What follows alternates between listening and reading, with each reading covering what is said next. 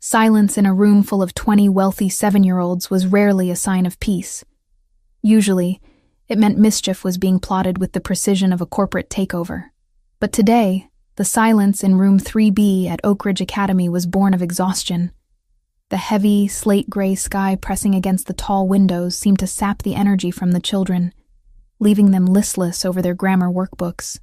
Vanessa Turner stood at the front of the room, her hand gripping the edge of her mahogany desk, until her knuckles turned the color of old parchment. She wasn't looking at the students. She was staring at the sleek black smartphone face down on her planner, willing it not to vibrate again. It had been quiet for 12 minutes. That was the longest interval since sunrise.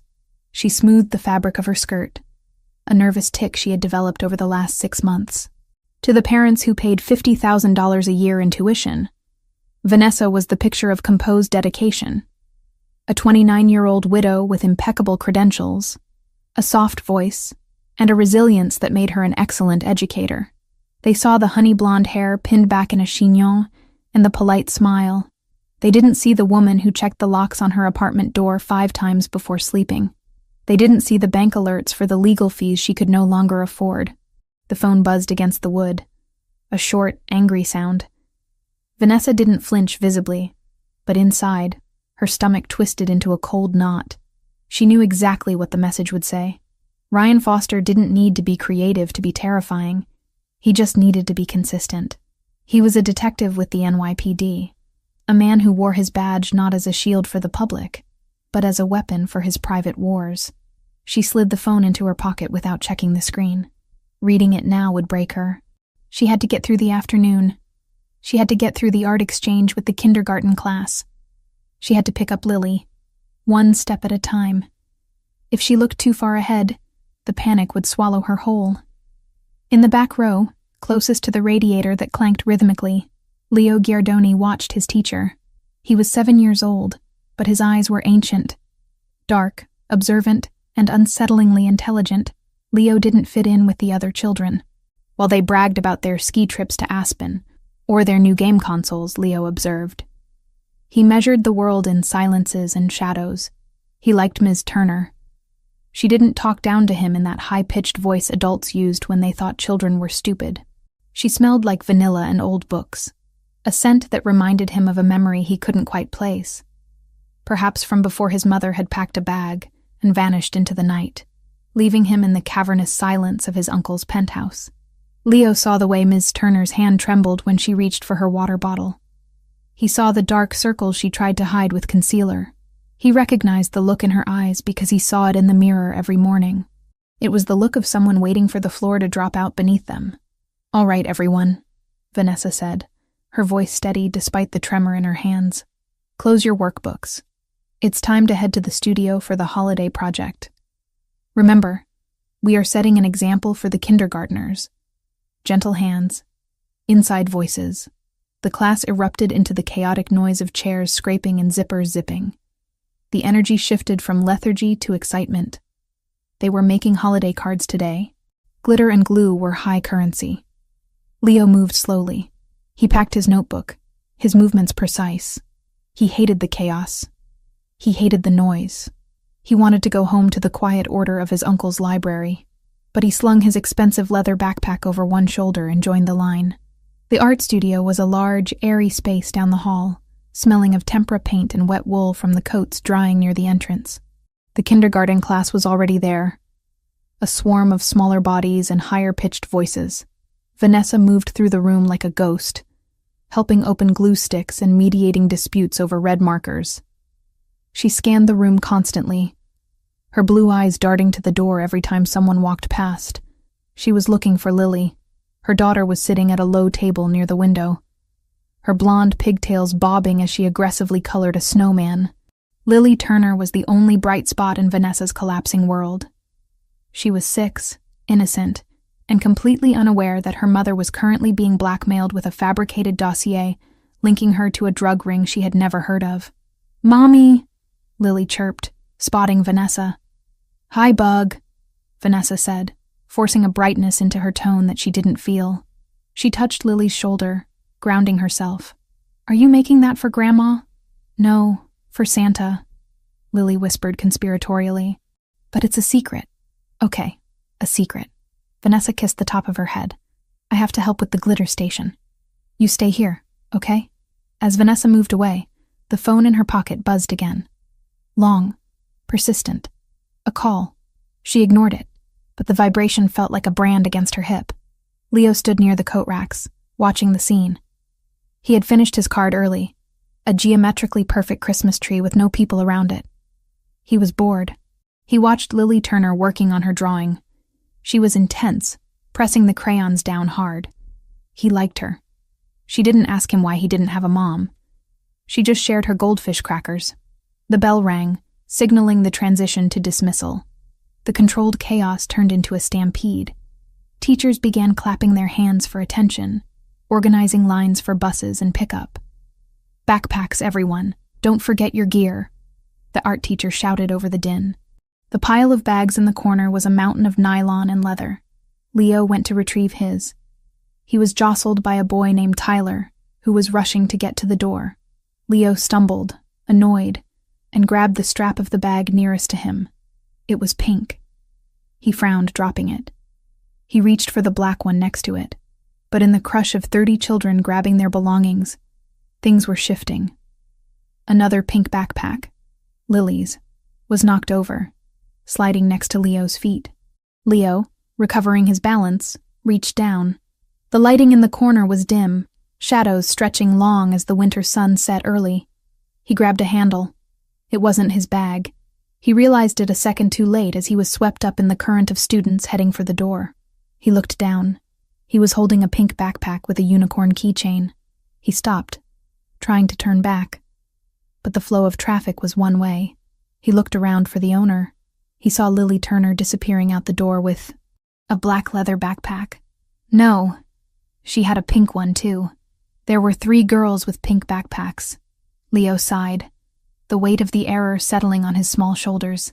He would have to tell Uncle Nicholas. His uncle hated disorder. Mixing up property was disorder.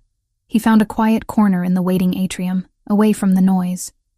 He sat on a bench, placing the pink bag on his lap.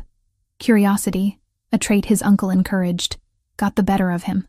The front pocket was unzipped. A piece of paper was sticking out, precariously close to falling onto the muddy floor. Leo pulled it out to save it. It was the drawing Lily had been working on, but on the back, there was writing. Not schoolwork. A letter. Leo smoothed the crumpled paper. The handwriting was messy, filled with eraser marks, but legible. Dear Santa, I don't want toys. Please. My mommy is sad. She cries every night in the bathroom. She thinks I am sleeping, but I hear her. She is scared of the bad man who calls on the phone. The man said he will take me away to a foster home if she talks.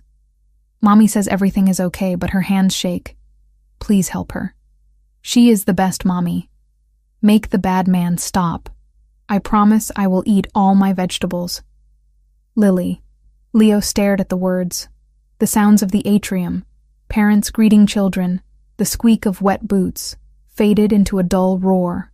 He felt a coldness spread through his chest, a resonance that had nothing to do with the drafty doors. She cries every night. The bad man. Leo knew about bad men. His uncle dealt with them. His uncle made them go away. But this was different. This was Ms. Turner. She was the one who gave him extra time on tests when his anxiety spiked. She was the one who never looked at him with pity, only kindness. And she was scared. He looked across the atrium. He couldn't see Ms. Turner or Lily. They must have gone to the aftercare room. He folded the letter carefully, treating it with the reverence of a holy relic, and slid it into his pocket. He wouldn't give it back. Not yet. This wasn't something a kid could fix. This was a job for the person who fixed everything. A shadow fell over him. Leo looked up. Standing there, cutting through the crowd of Upper East Side parents in puffy coats and designer scarves, was a figure that seemed carved from a different reality. Nicholas Giardoni did not blend in. He was tall, over 6'3", with broad shoulders encased in a bespoke Italian suit that cost more than the tuition of the school. He didn't wear a coat, despite the freezing rain. The cold didn't seem to touch him. His hair was dark, swept back, and his eyes were a shade of amber that could be warm whiskey or burning fire depending on his mood. Today, they were neutral, scanning the perimeter like a radar. "Leo," Nicholas said. His voice was deep, a baritone that commanded attention without needing volume. "Uncle Nick," Leo said, standing up. He clutched the pink backpack. Nicholas looked at the bag. One eyebrow rose, a millimeter of expression that spoke volumes. "New style?" "Mistake," Leo muttered. "It belongs to Lily, Ms. Turner's daughter." "Ms. Turner," Nicholas repeated. The name was becoming familiar. "The literature teacher. We have a meeting with her. Regarding your lack of participation in group activities." "I participate," Leo argued weakly. "I listen." "Listening is not engaging, Leo. Come, let's get this over with." Nicholas placed a hand on Leo's shoulder. It was a heavy, grounding weight. They moved through the crowd, parting the sea of parents. People moved out of Nicholas's way instinctively. They sensed the predator in their midst, the dangerous edge that money couldn't buy and social standing couldn't mask. They walked down the hallway toward room 3B. The school was quieting down now. The janitorial staff was beginning their rounds. As they approached the open door of the classroom, Nicholas slowed his pace. His instincts, honed by 15 years of surviving power struggles and assassination attempts, were always active. He heard a sound. Not a voice speaking, but a voice breaking. He held up a hand, signaling Leo to stop. They stood in the blind spot of the doorframe. Inside, Vanessa was alone. The students were gone. She was standing by the blackboard, wiping away the day's lessons. Her back was to the door, but her posture screamed defeat. Her shoulders were slumped, her head bowed. Her phone rang. She froze. Nicholas watched her reflection in the dark window pane. She stared at the device on her desk as if it were a bomb. She didn't want to answer it. He could see the terror radiating off her, a palpable aura of distress. She picked it up. Her hand was shaking so badly she almost dropped it. "Ryan, please," she answered. Her voice was thin, brittle. "I'm at work." Nicholas didn't move. He wasn't eavesdropping for pleasure. He was gathering intelligence. "Ryan, a first name, personal." "No," Vanessa whispered, and the sound was like tearing silk. "You can't do that. The dossier is fake. You know it's fake." She listened to the response, and Nicholas saw her face crumble. It wasn't just sadness, it was devastation. She dropped the eraser she was holding. It hit the floor with a puff of white chalk dust. She didn't notice. She gripped the edge of the slate board, her nails scraping against the tray. "I'll get the money," she sobbed, her voice barely audible. "Just don't come to the apartment tonight. She's having nightmares. Please, just give me one more day." The person on the other end hung up. Vanessa stood there, the silence of the room rushing back in to suffocate her. She didn't scream. She didn't throw the phone. She just leaned her forehead against the cool blackboard and let out a single, ragged breath that sounded like a soul breaking. Nicholas Giardoni stood in the hall, his face an impassive mask. But beneath the tailored suit, his muscles coiled. He looked down at Leo, who was clutching the pink backpack and the letter in his pocket, looking up at his uncle with wide, pleading eyes. Leo didn't need to say it. Nicholas had heard enough. Fake dossier. Money. Nightmares. This wasn't a teacher meeting anymore. This was a situation. And Nicholas Giardoni did not like situations that involved terrified women and weeping children. It offended his sense of order. He adjusted his cuffs, his eyes darkening to the color of burnt sugar. He looked at the woman inside the room, so fragile she looked like she might shatter if the wind changed direction. He decided, in that split second, that he would be the one to pick up the pieces. He stepped into the doorway, his dress shoes making a sharp, deliberate click against the linoleum. "Ms. Turner," Nicholas said.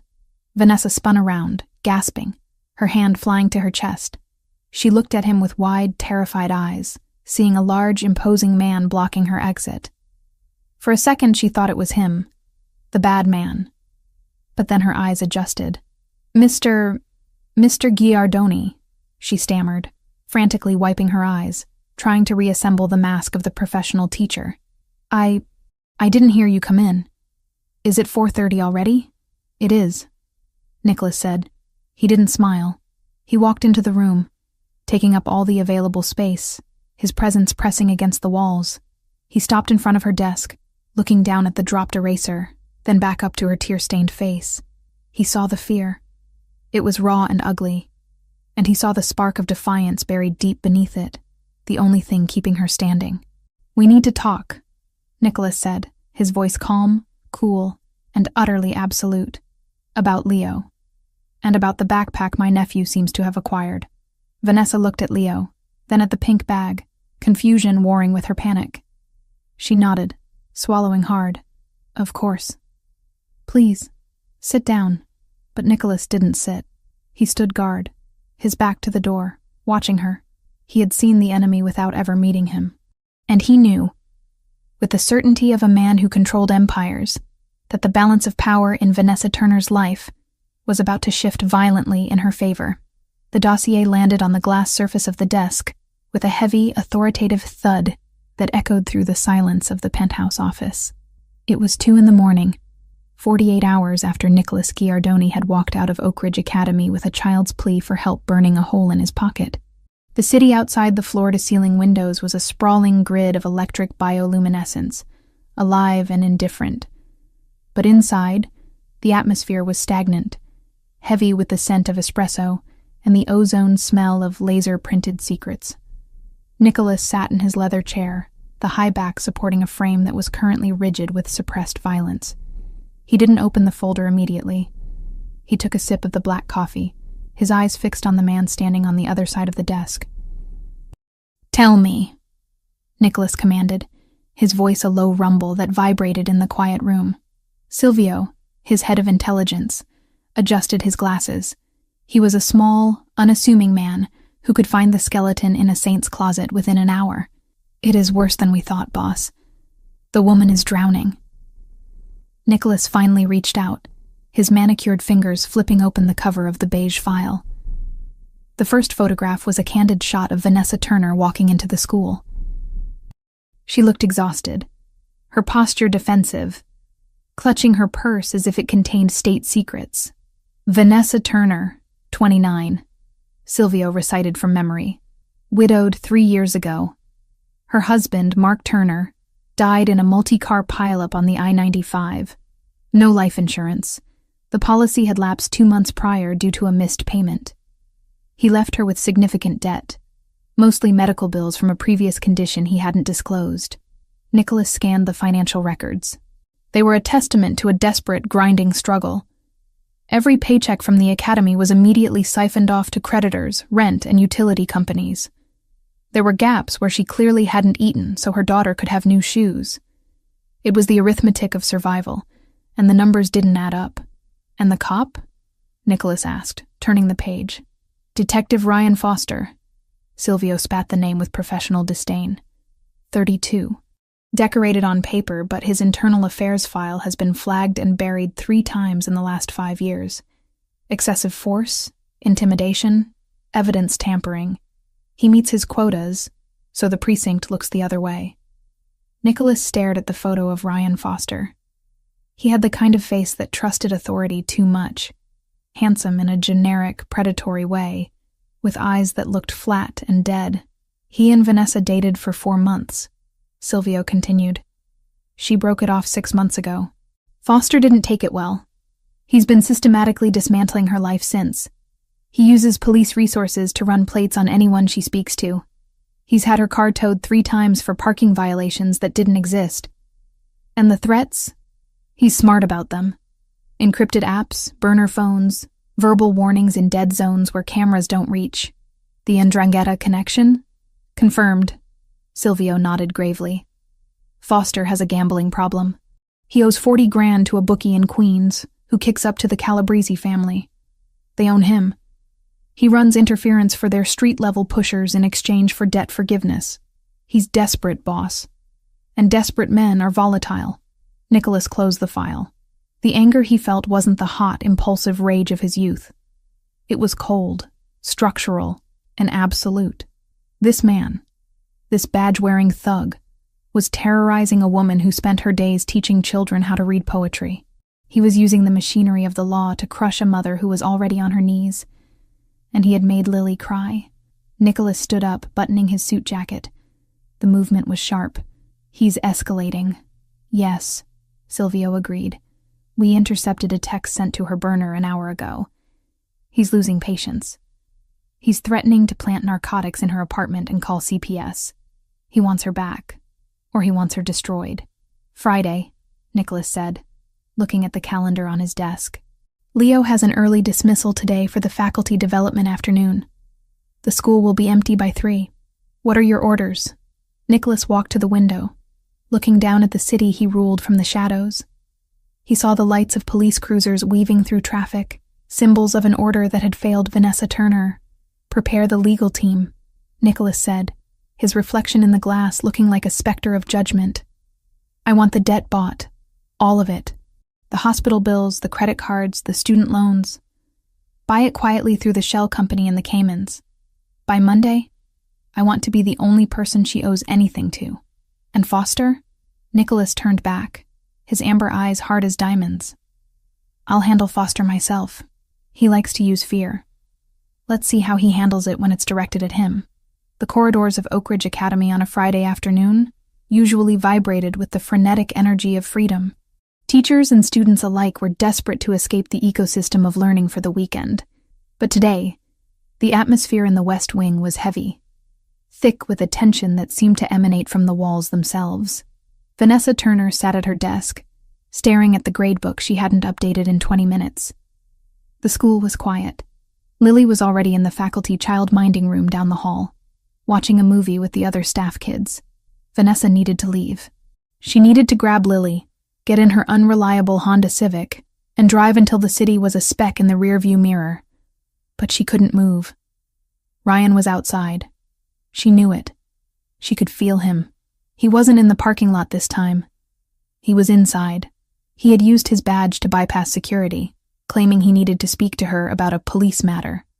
The security guard, a retired cop himself, had let him through with a nod of camaraderie. Vanessa's hands were shaking as she shoved papers into her tote bag. "Get out. Just get out. Take the back exit." She stood up, swinging the bag over her shoulder. She moved toward the door of her classroom, her heart hammering against her ribs like a trapped bird. She reached for the handle, took a breath to steady herself, and pulled the door open. Ryan Foster was leaning against the lockers on the opposite wall, waiting for her. He smiled. It was a terrifying expression, devoid of warmth, stripping her naked with a single glance.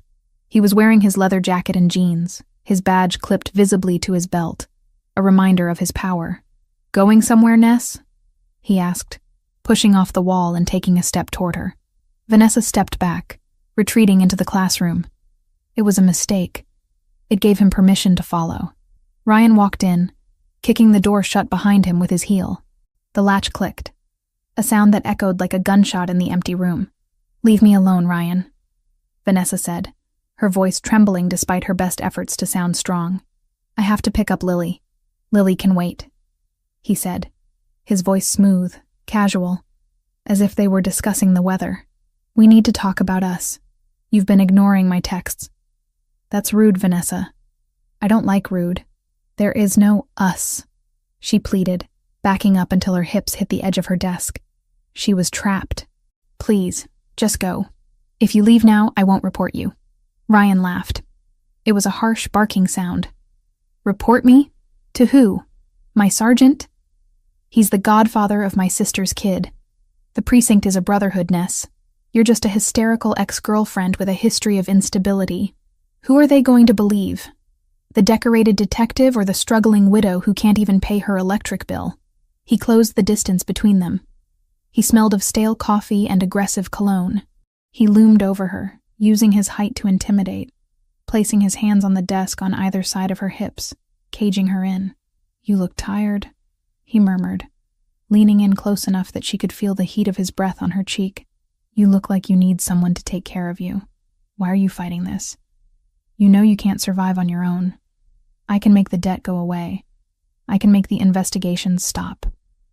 All you have to do is be a good girl." Vanessa turned her face away, revulsion rising in her throat. "Get away from me. Look at me when I'm talking to you," Ryan roared, his facade of calm shattering instantly. He grabbed her chin, his fingers digging into her skin, forcing her to look at him. "You think you're better than me? You think because you teach at this fancy school you're too good for a cop? You're nothing without me. Nothing." Tears pricked Vanessa's eyes, hot and humiliating. She was paralyzed by the violence in his gaze. He was going to hit her. She knew the signs. The dilated pupils, the vein throbbing in his neck. "Please," she whispered. "Please what?" Ryan sneered. "Beg. Maybe if you beg nicely, I won't file that report with CPS today. I have the paperwork right here in my car. Unfit mother due to financial instability and erratic behavior. They'll take Lily straight to a group home in the Bronx." The threat hung in the air, monstrous and suffocating. "Excuse me." The voice came from the doorway. It was not loud. It was not shouted. It was conversational, polite, and colder than the bottom of the ocean. Ryan froze. His hand was still gripping Vanessa's chin. He turned his head slowly, annoyed at the interruption. Nicholas Giardoni stood in the doorway. He had reopened the door without making a sound. He was wearing a navy three-piece suit that fit him like a second skin. His posture relaxed, his hands in his pockets. But the air around him crackled with a dark, lethal electricity. "Who the hell are you?" Ryan snapped, dropping his hand from Vanessa's face and turning to face the intruder. "This is a private conversation. Get out." Nicholas didn't move. He didn't blink. He just looked at Ryan, his gaze traveling from the detective's scuffed boots to the cheap leather jacket, and finally resting on the badge. He analyzed him, dismantled him, and discarded him in the span of 3 seconds. "I believe," Nicholas said, stepping into the room, "that the lady asked you to leave. Twice." Ryan puffed out his chest, falling back on his authority. "I'm a police officer, Detective Ryan Foster. I'm conducting an investigation. Now back off, pal, before I arrest you for obstruction." Nicholas smiled. It wasn't a nice smile. It was the smile of a wolf watching a rabbit try to explain why it shouldn't be eaten. "An investigation," Nicholas repeated, savoring the word. He walked further into the room, placing himself deliberately between Ryan and Vanessa. He didn't look at her yet, but his presence formed a wall of granite shielding her. Is that what they call assaulting a woman in a classroom these days? The NYPD standards must have lowered significantly. "Listen to me," Ryan started, reaching for his handcuffs, an instinctual move to dominate. "No," Nicholas interrupted. The word was soft, but it hit like a physical blow. "You listen, detective. You are currently trespassing on private property. You are harassing a member of the faculty, and you are boring me." Ryan's face turned red. He wasn't used to being spoken to like this. People feared the badge. "You want to go downtown? Is that it? I can ruin your day in 5 minutes." Nicholas finally took his hands out of his pockets. He checked his watch, a platinum Patek Philippe that cost more than Ryan made in 5 years. "You have 30 seconds to leave this building. If you are still here at 31 seconds, I will call the commissioner. We play golf on Tuesdays. I'm sure he'd be fascinated to hear about your connections to the Ndrangheta and your gambling debts in Queens." The color drained from Ryan's face instantly. His mouth opened, then closed. The air left his lungs. How do you know about that?" Nicholas took a step forward. Ryan took a step back. "I know everything," Nicholas said, his voice dropping to a whisper that only the 3 of them could hear. "I know about the 40 grand. I know about the dossier you faked. I know about the threats. You are a small, corrupt man playing a game you do not understand, and you have drawn the attention of a player who does not lose." Ryan looked at Nicholas, really looked at him, and for the first time, he saw past the suit. He saw the predator. He recognized the look in Nicholas's eyes. It was the look of a man who had buried bodies and slept soundly afterward. Ryan swallowed hard. He looked at Vanessa, who was pressing herself against the blackboard, clutching her throat. He wanted to say something, to reclaim some shred of dignity, but his survival instinct screamed at him to run. "This isn't over," Ryan muttered, pointing a shaking finger at Vanessa. You think this guy can save you? He's just another tough guy. Time is up, Nicholas said. Ryan flinched. He turned and walked out of the room, his footsteps heavy and fast, fleeing the scene. Silence rushed back into the classroom. But it was different now. It wasn't the silence of fear. It was the silence of a vacuum after an explosion. Vanessa stood frozen, her chest heaving, tears finally spilling over her cheeks. She was shaking so hard her teeth chattered. She looked at the man standing in the center of her classroom. He was terrifying. He had dismantled Ryan with a few sentences. He knew things, dark things. Nicholas turned to her. The coldness vanished from his face, replaced by a grave, intense concern. He didn't move toward her immediately, respecting her space. Are you hurt? He asked. Vanessa shook her head, unable to speak. She wrapped her arms around herself, trying to hold her shattering composure together. Who are you? How do you know all that? I told you, Nicholas said gently. I'm Leo's uncle. You're Mafia, she whispered. The word hung in the air. It was the only explanation. The suit, the power, the knowledge of the Ndrangheta. Nicholas didn't deny it. He didn't confirm it. He simply reached into his jacket pocket. I am a man who solves problems, he said. And it seems you have a problem that requires a specific set of skills. He pulled out a piece of paper. It was folded, wrinkled, and covered in pencil marks. Vanessa recognized the paper stock. It was from the school art supply. Leo found this in the pink backpack, Nicholas said, extending the paper toward her. Vanessa stepped forward tentatively. She took the paper. Her hands trembled as she unfolded it. She read the wobbly block letters. Dear Santa, my mommy cries every night. Please make the bad man go away. A sob ripped through her throat. It was a guttural, raw sound of heartbreak. She covered her mouth with her hand, reading the words again. Her daughter, her baby. Lily knew. Lily had been listening to her weep in the shower. Lily was living in terror, writing letters to imaginary figures because her mother couldn't protect her. She gave it to Leo by mistake, Nicholas said softly. Leo gave it to me. He asked me to help. Vanessa looked up at him, her vision blurred by tears. Why? Why would you help us? You don't know me. Nicholas took a step closer. He was close enough now that she could smell him. Expensive sandalwood, crisp linen, and something uniquely masculine. He didn't touch her, but his presence was encompassing. Because no child should have to write a letter like that, Nicholas said, his voice rough with emotion. And no woman should have to face a man like that alone. He gestured to the door where Ryan had fled. I investigated you, Vanessa, he admitted. I know about the debt. I know about your husband. I know you are drowning. I can stop it. All of it. I can make Ryan Foster disappear from your life permanently. I can clear the debt. I can give you security that the NYPD can't even dream of. Vanessa stared at him. It was a deal with the devil. She knew it. He was dangerous. He was part of a world she only read about in crime novels. But looking at him, seeing the fierce intensity in his amber eyes, she didn't feel fear. She felt seen. What do you want in return? She asked, her voice a whisper. Men like you. You don't do favors for free. Nicholas looked at her. He looked at the smudge of chalk on her cheek, the fraying cuff of her sleeve, the desperation in her beautiful face. I want you to be safe, he said simply. That is all.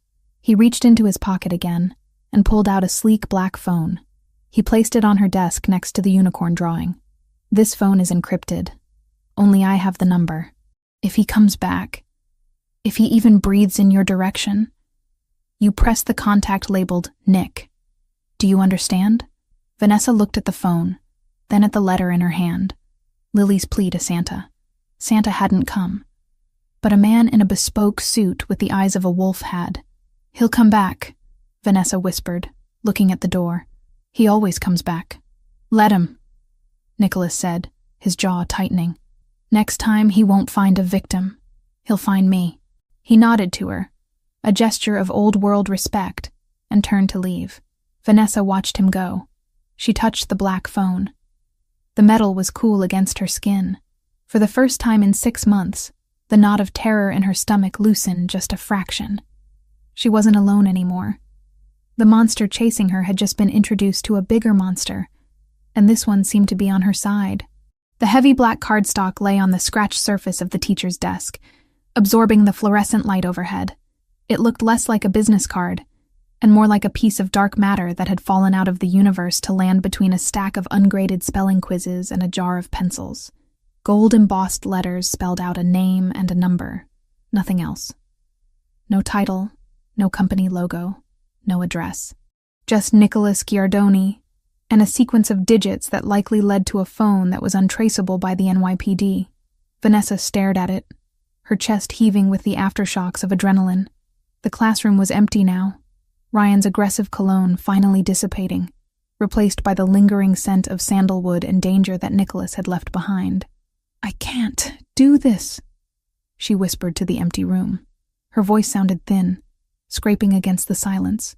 She picked up the card, intending to tear it in half. Accepting help from a man like Nicholas Giardoni wasn't a lifeline. It was a transfer of ownership.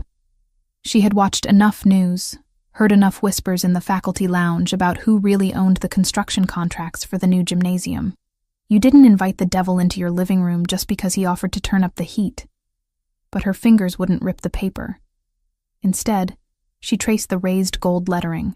"I want you to be safe, that is all." His words replayed in her mind, a smooth baritone that felt unnervingly solid compared to Ryan's erratic shouting. Ryan was a storm, violent, unpredictable, noisy. Nicholas was a mountain, immovable, silent, casting a shadow that could either shelter or freeze you to death. He wants something, she reasoned, her mind racing through the cynical arithmetic of survival she had learned over the last 3 years. Men like that always want something. She shoved the card deep into her purse, hidden inside the zippered pocket where she kept her emergency cash. She wouldn't use it. She couldn't. But she wouldn't throw it away either. It was a weapon. And when you were walking through a war zone, you didn't discard ammunition, even if you didn't know how to use the gun. The drive to pick up Lily was a blur of paranoia. Vanessa checked the rearview mirror every 3 seconds. Every black sedan was an unmarked police car. Every shadow stretching across the wet pavement was a figure waiting to strike. Her Honda Civic rattled as she navigated the potholes of Queens, the heater blowing lukewarm air that smelled of dust and old plastic.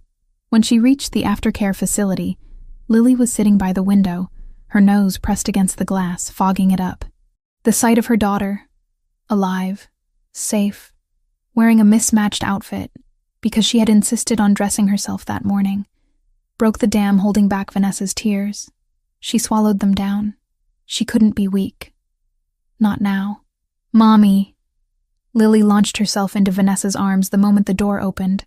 "Gotcha," Vanessa said, lifting her up. The weight of the 6-year-old was the only thing anchoring her to the earth. "Ready to go home? We can make pancakes for dinner." "Breakfast for dinner," Lily cheered, oblivious to the fact that pancakes were on the menu because they were cheap and filling, and the grocery budget for the week was down to $12.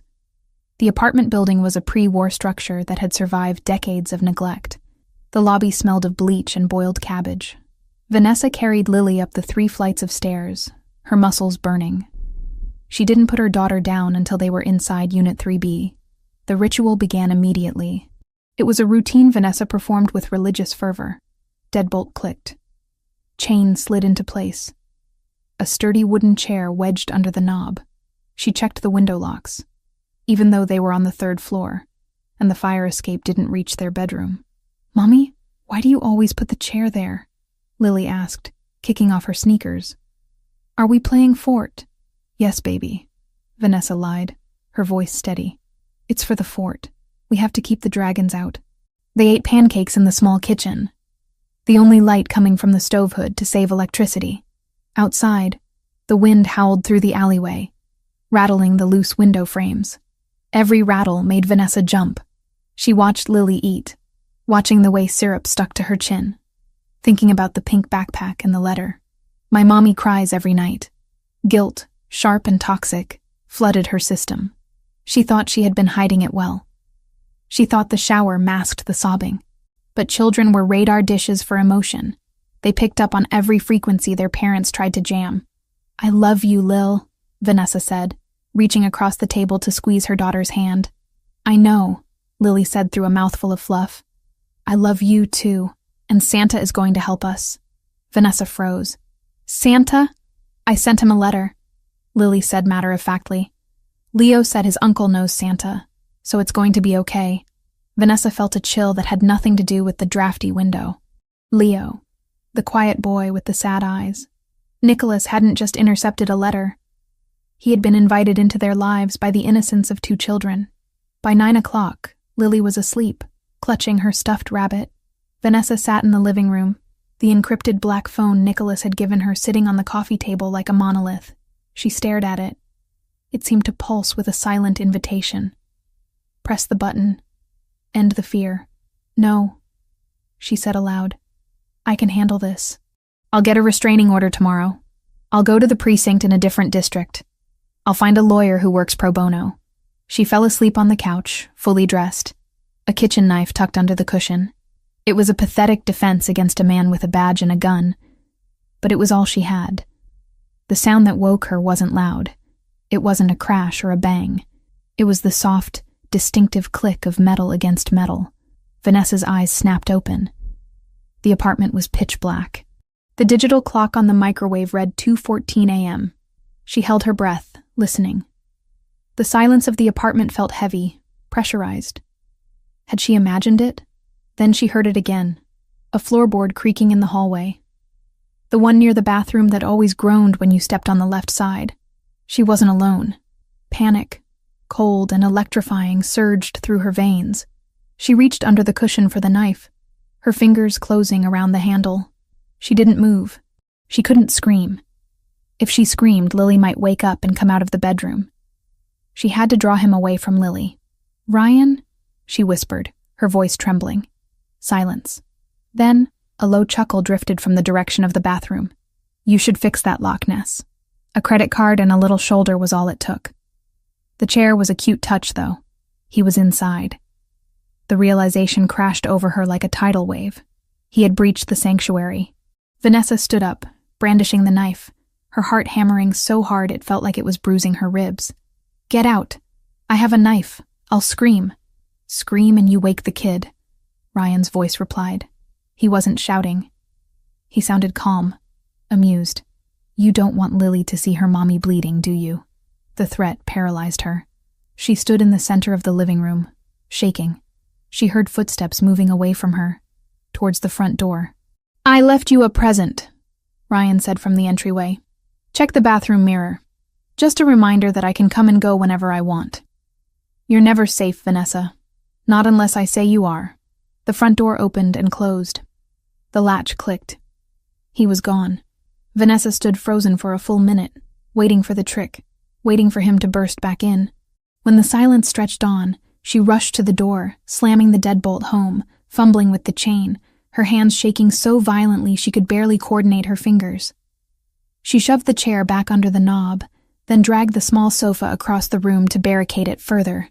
Only then did she run to the bathroom. She flipped the light switch. The harsh yellow bulb illuminated the small tiled space. On the mirror above the sink, written in thick, greasy red letters, was a message. It wasn't written in marker. It was written in lipstick. A bright, cherry red shade. Vanessa looked down at the counter. Lily's play makeup kit was open. Her favorite princess lipstick had been smashed, the tip broken off, and used to scrawl the threat. Tick-tock, teacher. 24 hours.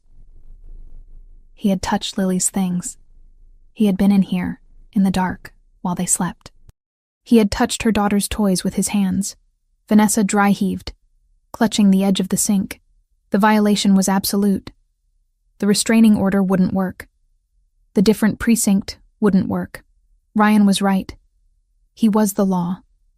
Or at least he hid behind it well enough to destroy her before anyone noticed. She walked back into the living room. She looked at the kitchen knife in her hand. It looked like a toy. It was useless against the monster circling her house. Her eyes fell on the coffee table, the black phone. She didn't hesitate this time. She didn't think about the morality of the Mafia, or the debt she would incur, or the pride she was swallowing. She thought about cherry red lipstick on a bathroom mirror, and the fact that a man had stood outside her daughter's bedroom door while she slept. She picked up the phone. There was only one contact saved. Nick. She pressed the call button. It rang once. "Talk to me," Nicholas's voice answered. He sounded wide awake, alert, as if he had been sitting by the phone waiting for this exact moment. He was here. Vanessa whispered, her voice breaking into a sob she couldn't suppress anymore. He broke in. He wrote on the mirror with Lily's lipstick. He said, "I have 24 hours. Are you hurt?" The question was sharp, immediate. "No." He left. But he was inside. He touched her things, Nicholas. He touched her things. "Is the door secured?" "Yes. I put the couch in front of it." "Good. Keep it there." There was a rustling sound on the other end, the sound of movement, of fabric shifting. "Do not open that door for anyone but me. I'm coming." "It's 2 a.m., she said senselessly. "You can't." "I'll be there in 15 minutes, Nicholas interrupted. His voice was no longer just calm. It was lethal. It was the voice of a man issuing a death sentence. "Pack a bag. Essentials only. You're not staying there another night." "Where are we going?" "Somewhere he can't reach you. 15 minutes, Vanessa. Stay away from the windows." The line went dead. Vanessa dropped the phone onto the couch and sprinted to the bedroom. She grabbed a duffel bag from the closet. Hands shaking, she threw in clothes for Lily. Pajamas, school uniform, underwear, socks. She grabbed her own toiletries, a pair of jeans, a sweater. She grabbed Lily's favorite stuffed rabbit, Mr. Hops, ensuring it was safe. She moved with the frantic energy of a refugee fleeing a war zone, which, in a way, she was. She sat on the edge of the bed, watching the digital clock. 2:20, 2:25, 2:29. At exactly 2:30, a heavy knock sounded on the door. 3 distinct raps. "Vanessa, it's Nicholas." She ran to the living room. She dragged the sofa back, her adrenaline giving her strength she didn't know she possessed. She undid the locks, the chain, the deadbolt. She threw the door open. The hallway, usually dim and smelling of mildew, was filled with men. There were 4 of them, dressed in black tactical gear that looked expensive and terrifyingly efficient. They were scanning the stairwell, the elevator, the street below. In the center of them stood Nicholas. He wasn't wearing the suit from the afternoon. He was wearing dark jeans, a black cashmere sweater, and a heavy wool coat. He looked bigger like this, broader. He looked like a warlord who had descended from his fortress. He stepped inside immediately, filling the tiny apartment with his presence. He didn't look at her at first. His eyes swept the room, checking corners, checking shadows. "Clear the perimeter," he ordered the men in the hallway. 2 of them moved toward the stairs. 1 remained at the door facing out. Nicholas turned to Vanessa. He reached out, his hands hovering near her arms but not touching, checking her for invisible wounds. "Did he touch you?" "No." She shook her head, tears streaming freely now. He wanted me to know he could." Nicholas's jaw tightened until a muscle feathered in his cheek. He looked toward the bathroom. The mirror. Yes. He walked over, looked inside, and stared at the red message for a long moment. When he turned back, his face was a mask of cold fury. "Silvio," he called out to the man at the door. "Document that, then clean it off. I don't want the girl to see it." "Yes, boss." Nicholas walked back to Vanessa. "Where is she?" "Sleeping. In the bedroom. Get her. We leave now." Vanessa nodded and turned to the bedroom. But she didn't need to go far. Lily was standing in the doorway, clutching Mr. Hops, rubbing her eyes with her free hand. She looked tiny in her oversized pajama shirt. "Mommy?" she mumbled, blinking against the light. "Is the bad man back?" Vanessa rushed to her, falling to her knees to hug her. "No, baby. No. It's okay." Lily looked over Vanessa's shoulder. She saw the large men in the hallway. She saw the man in the black coat standing in their living room. Her eyes went wide. She pulled back from Vanessa and stared at Nicholas. Nicholas didn't loom over her. He didn't stay standing. Slowly, With a grace that belied his size, he lowered himself onto one knee, the expensive denim of his jeans pressed against the dirty linoleum floor. He brought himself down to her eye level. "Hello, Lily," he said. His voice was unrecognizable from the one that had ordered the perimeter cleared. It was soft, gentle, almost reverence. Lily took a step forward, ignoring her mother's protective grasp. She stared at Nicholas, at his dark hair, his intense eyes, the aura of absolute command he radiated. "Are you him?" she whispered. Nicholas tilted his head slightly. "Who?" "Santa," Lily breathed. "Leo said his uncle knows Santa. Did you get my letter?" Vanessa held her breath. She waited for him to correct her, to laugh, to explain. Nicholas didn't smile. He looked at the child with solemn seriousness. He understood the gravity of belief. He understood that she wasn't asking about a man in a red suit. She was asking about salvation. "I got your letter," Nicholas said, "and I came as fast as I could." Lily's lower lip trembled. "Is the bad man gone?" Nicholas reached out, offering his hand. It was large, scarred, capable of terrible violence, but he held it open, palm up, a gesture of peace. "He's not going to bother you tonight, Lily, and I am going to make sure he never scares your mommy again. That is a promise." "Pinky promise?" she asked, extending her small finger. Nicholas hooked his large pinky around hers. "Blood oath," he murmured, then corrected himself. "The biggest promise there is." Vanessa watched them, her heart twisting in her chest. She saw the way Nicholas looked at her daughter, not as a burden, not as baggage, but as something precious that required defending. She saw the way Lily looked at him, with instant, instinctive trust, and in that moment, the last of Vanessa's resistance crumbled. She looked at the peeling paint on the walls, the flimsy lock on the door, the knife on the couch. Then she looked at the man kneeling on her floor, pledging his protection to a 6-year-old. She wasn't just accepting help. She was choosing a side. "We have to go, Lily," Vanessa said, her voice steady for the first time that night. "Mr. Nicholas has a safe place for us to stay." "Like a castle?" Lily asked, looking at Nicholas. Nicholas stood up, lifting Lily effortlessly into his arms, as if she weighed nothing. He grabbed the duffel bag with his other hand. "Better than a castle," Nicholas said, walking toward the door. "It has heated floors and a chef who makes pancakes at 3 a.m. He paused at the threshold and looked back at Vanessa. "Coming?" Vanessa grabbed her purse. She took one last look at the apartment that had been her prison of fear for 6 months. She looked at the chair she had used to barricade the door, now uselessly pushed aside. "Yes," she said. She stepped out into the hallway, flanked by Nicholas's security team. As they walked toward the elevator, Nicholas shifted Lily so she could rest her head on his shoulder. The little girl was already falling back asleep, secure in the arms of the most dangerous man in the city. Vanessa walked beside him. She knew, with a terrifying clarity, that she had just crossed a line she could never uncross. She had invited the darkness in to fight the darkness.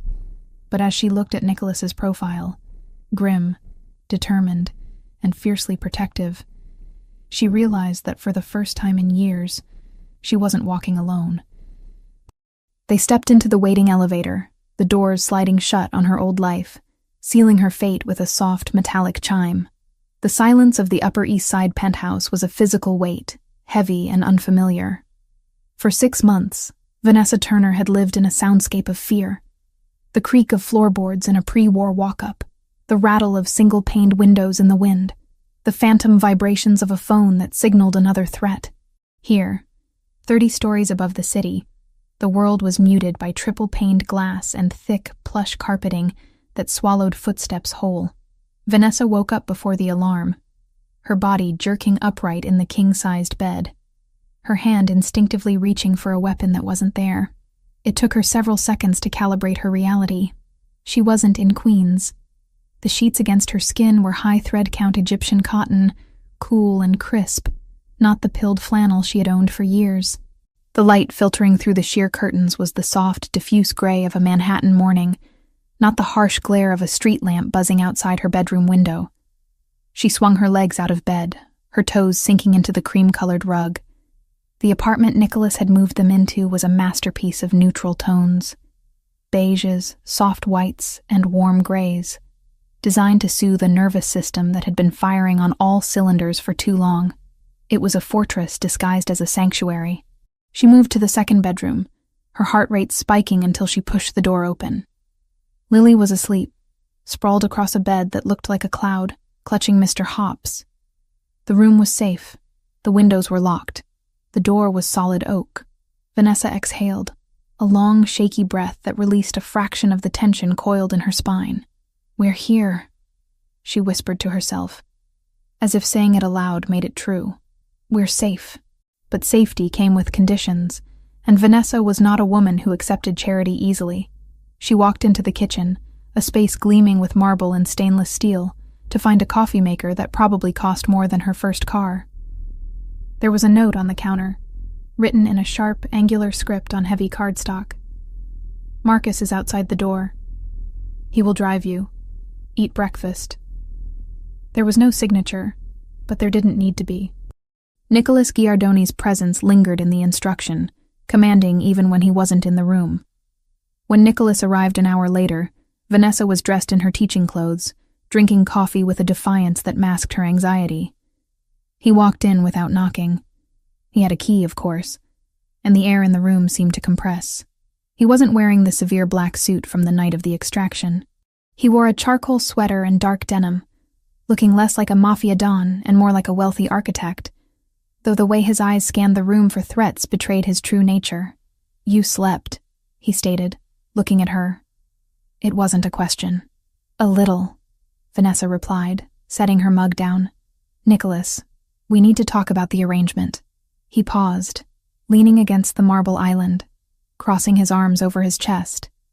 His biceps strained against the fabric of his sweater. "The arrangement is simple. You stay here. You stay alive. Ryan can't touch you." "I can't just hide here," she insisted, straightening her spine. "I have a job. I have students who depend on me. I am not going to stop living just because Ryan is trying to destroy me. If I hide, he wins." Nicholas frowned, his amber eyes darkening. "If you go out there, you are a target. Ryan is unpredictable. He's desperate." "I am a teacher," Vanessa said firmly. "It's the only piece of my identity I have left that isn't defined by being a widow or a victim. I need to go to work." They stared at each other across the kitchen island. A silent battle of wills. Vanessa expected him to bark an order, to forbid it. That's what men in his position did. They controlled. That's what Ryan would have done. Instead, Nicholas exhaled slowly. He looked at her, really looked at her, assessing her fragility against her steel. "Fine," he said, "but you do not take the subway. You do not drive that Honda. Marcus takes you. He stays on the premises. If you move from one room to another, he knows. If you go to the bathroom, he stands outside the door." "That seems excessive," Vanessa countered, though her relief was palpable. "Excessive is my specialty," Nicholas replied, pushing off the counter. "Marcus is a former Navy SEAL. He is not a chauffeur. He is a weapon I am placing between you and the world. Treat him with respect, but do not think for a second he is there to be your friend.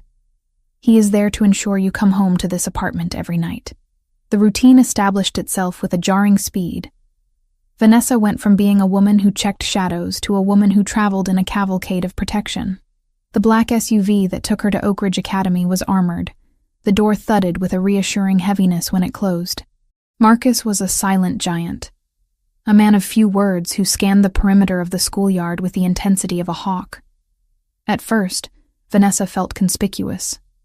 She felt like a fraud, a school teacher arriving in a vehicle meant for diplomats or warlords. But as the days turned into a week, the shame was replaced by a profound, intoxicating sense of relief. For the first time in 6 months, she could walk from the car to the school entrance without holding her breath. She knew Ryan was out there. Nicholas's intelligence reports confirmed he was seething, looking for an opening. But the wall around her held. Life inside the penthouse developed its own rhythm. It was a gilded cage, yes, but one filled with warmth. Nicholas visited in the evenings.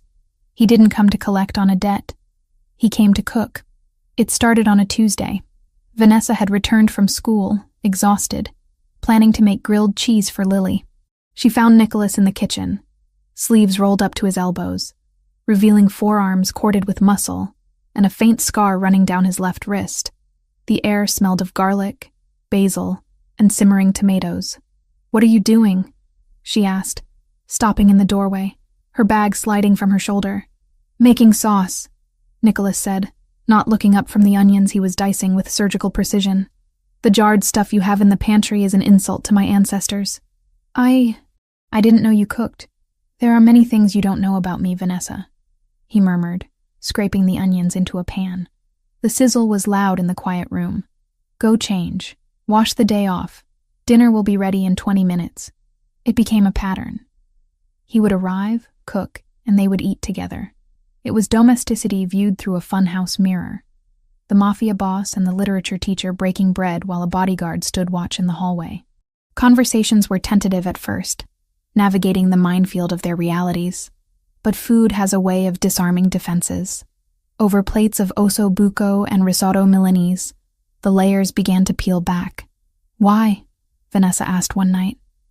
It had been 2 weeks since the extraction. Lily was asleep in the other room, tired out from a Saturday playdate with Leo, who had become a fixture in the house. Nicholas paused, his wine glass halfway to his mouth. "Why what? Why this?" She gestured around the room, at the luxury, at him. "You bought my debt. You put a security team on me that cost more than my annual salary. You cooked dinner for my daughter. This isn't just about a letter to Santa, Nicholas. You don't strike me as a man who believes in fairy tales." Nicholas set the glass down. The amber liquid swirled, catching the light. He looked at her, his expression stripping away the charming host mask to reveal the scarred man beneath. "My mother," he said quietly. The temperature in the room seemed to drop. She was a saint, a soft woman. She loved opera and gardening. My father, he was efficient, cold, but he wasn't the problem. It was her second husband. After my father went to prison the first time, she remarried. A man who smiled in public and broke things in private. Vanessa held her breath. She recognized the narrative. It was the same story she had lived, just told in a different voice. "I was 10, Nicholas continued, his gaze unfocused, looking at a point in the past. "I heard it, every night, the shouting, the breaking glass, the apologies in the morning. I was small, weak. I couldn't stop him. One night he went too far. She didn't wake up." "Nicholas," Vanessa whispered, her hand instinctively reaching across the table, hovering near his. He looked at her hand, then up to her eyes. "My father got out of prison a year later. He took over the family business. He taught me that power is the only thing that matters, because power is the only thing that protects. I made a vow when I buried her. I swore that if I ever had the power to stop a man like that, I would. I don't care about the law. The law didn't save my mother. The law isn't saving you." Vanessa felt a tear slide down her cheek. Ryan wasn't like this in the beginning, she confessed, her voice trembling. He was charming, protective. It felt good, you know? To be wanted that much. To have someone who wanted to know where I was every second. "Control often masquerades as care," Nicholas said, his voice hard. "Then I said no," Vanessa said, staring at the tablecloth. "He proposed. I wasn't ready. Mark hadn't been gone that long, and something felt off. When I said no, the mask fell. It wasn't sadness. It was rage." He started small, checking my receipts, criticizing my clothes, then the financial stuff. He knew I was struggling. He used it. He wanted me broken, so he could be the only one to fix me. He wanted a possession, not a partner, Nicholas corrected. "And now I'm here." She looked up at him, her blue eyes searching his face, in another man's house, under another man's protection. "How do I know this isn't just a different version of the same trap? How do I know I'm not trading a jailer for a warden?" It was the question that had been haunting her. Nicholas didn't get angry. He didn't offer platitudes. He leaned forward, his elbows on the table, closing the distance between them without touching her. "Because the door is unlocked, Vanessa," he said intensely. You can leave. Right now. You can take Lily and go to Ohio, or Florida, or Paris. I will fund it. I will give you new identities. I will make sure you never see me again, if that is what you want. I am not keeping you here to own you. I am keeping you here to keep you breathing. The sincerity in his voice was a physical force. It hit her in the chest, knocking the wind out of her cynical defenses. He wasn't Ryan. Ryan needed her to be weak. Nicholas was giving her the space to be strong. I don't want to leave, she admitted, the words barely a whisper. Good, Nicholas said, and the corner of his mouth ticked up in a ghost of a smile, because Leo would be devastated. He thinks you're the only person who understands why he draws everything in black and white. The mention of Leo brought a lightness back to the conversation. Saturday playdates had become the highlight of the week. Leo, usually so solemn and withdrawn, came alive around Lily. Lily was a force of nature, loud, colorful, demanding joy. She dragged Leo into her orbit, forcing him to play dress-up, to build forts, to be a child. Vanessa watched them from the kitchen doorway sometimes, seeing the way Leo protected Lily, the way he anticipated her needs. It was a miniature reflection of the man standing beside her. He's a good boy, Vanessa said. He carries a lot of weight for a 7-year-old. He saw too much too young, Nicholas said, standing up to clear the plates. Like me. Vanessa stood up too. They were close now, standing in the narrow space between the table and the counter, the air between them charged with a sudden, undeniable electricity. It wasn't just gratitude anymore. It was attraction. It was the way his shirts fit across his shoulders.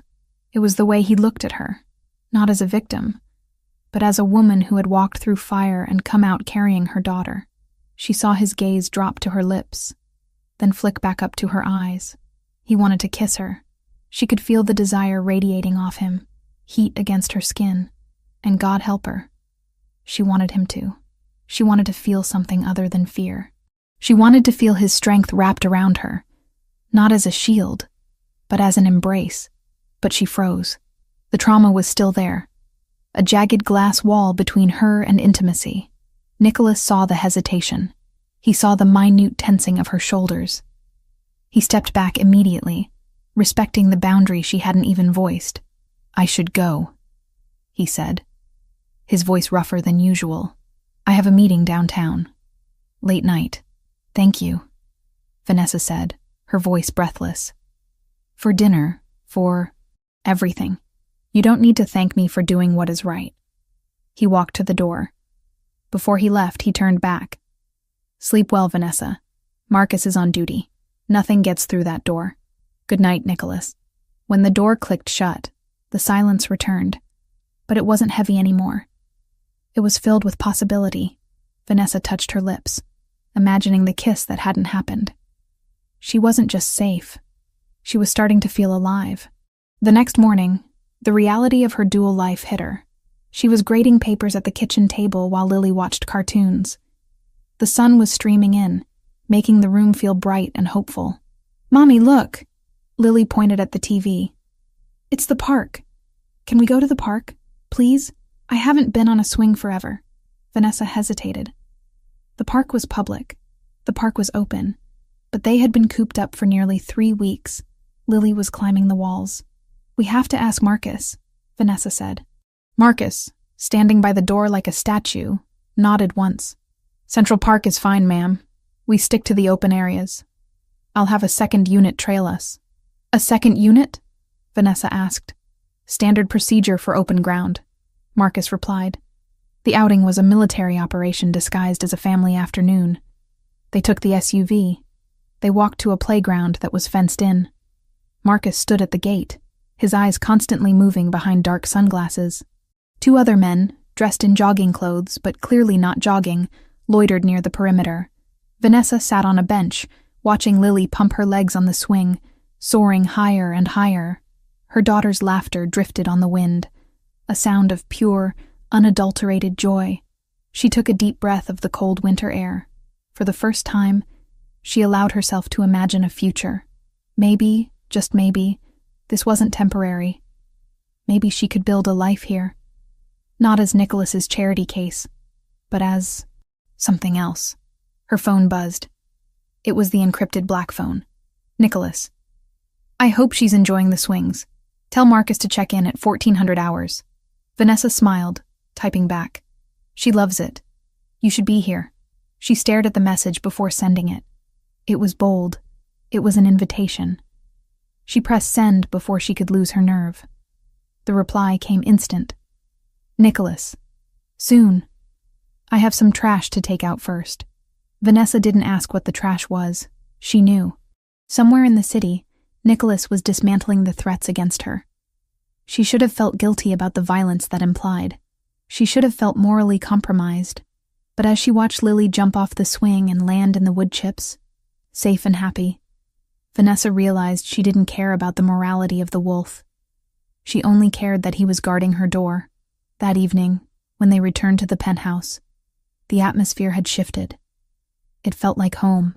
Vanessa put Lily to bed, and then sat on the plush sofa. A book of poetry in her lap that she wasn't reading. She was waiting. When Nicholas arrived, he looked tired. There were lines of strain around his eyes, and his knuckles were bruised. He didn't offer an explanation, and she didn't ask for one. Is it done? She asked softly. Not yet, Nicholas said, pouring himself a drink from the crystal decanter on the sideboard. Ryan is persistent. He's trying to find leverage.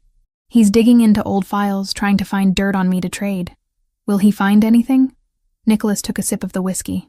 He will find enough to scare a normal man, but he won't find anything that can touch you. I've buried your past, Vanessa. As far as the world is concerned, you are a ghost, until I decide you're not. I don't want to be a ghost, she said, standing up and walking toward him. I want to be real. She stopped in front of him. The bruised knuckles caught her eye. She reached out, taking his hand in hers. His skin was rough, warm. He flinched slightly, then relaxed, letting her hold his hand. You are real, Nicholas murmured, looking down at her. You are the most real thing in my life. You hurt your hand. Occupational hazard. Was it for me? Everything I do now is for you, he said. The intensity of the declaration hung between them. Vanessa raised his hand to her lips. She kissed the bruised knuckles, a gesture of acceptance, of gratitude, and of something deeper. Thank you. Nicholas made a sound low in his throat. He used his other hand to cup her face, his thumb tracing the line of her cheekbone. Vanessa, I'm not scared of you, she whispered. And for the first time, it was the absolute truth. I'm scared of the world, but not you. I will burn the world down before I let it touch you again. He promised. He leaned in. His lips brushed her forehead, a chaste, protective kiss that felt more intimate than anything she had experienced with Ryan. It was a promise stamped on her skin. Be patient, he whispered against her hair. We are almost there. Just a little longer. Vanessa nodded against his chest. She could wait. She had spent years running. She could spend a few weeks waiting for the war to end. She closed her eyes, listening to the steady, powerful rhythm of his heart, and for the first time in her life, she allowed herself to believe that the fairy tale might actually have a happy ending, even if the prince was wearing a gun under his jacket. The styrofoam cup of coffee had gone cold an hour ago, leaving a bitter, chalky film on Ryan Foster's tongue. He sat in the driver's seat of a nondescript gray sedan, parked 2 blocks down from the wrought iron gates of Oak Ridge Academy. The heater was broken, and the December chill was seeping through the floorboards, numbing his toes inside his boots. But the physical discomfort was nothing compared to the burning, acidic rage churning in his gut.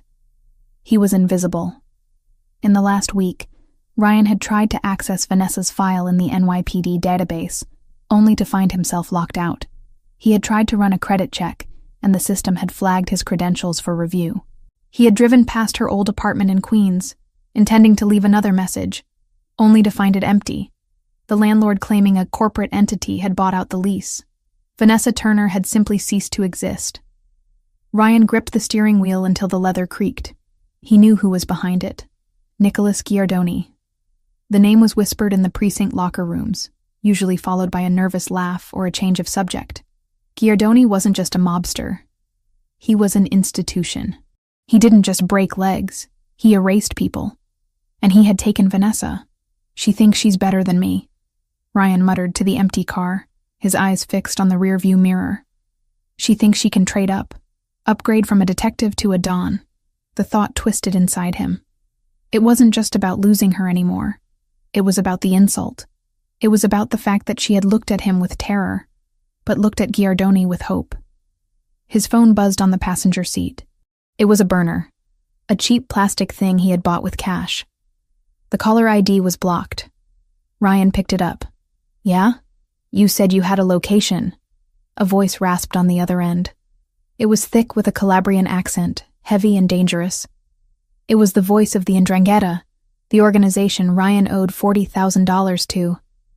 A debt that was currently accruing interest in the form of threats against his kneecaps. "I'm watching the school," Ryan said, his voice dropping. "She's not here yet. But the kid is inside. They pick her up at 3. And the protection? Heavy," Ryan admitted, watching a black armored SUV idle near the loading zone.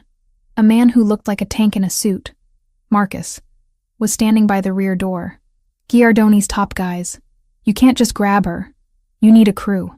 We do not care about the woman," the voice replied coldly. "We want the Giardoni blood, the nephew.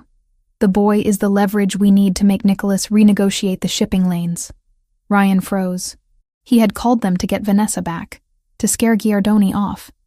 But the 'Ndrangheta didn't play lovers' games. They played for territory. "The girl will be with the boy," Ryan said, a flicker of hesitation crossing his mind. "Lily." He didn't want the kid dead.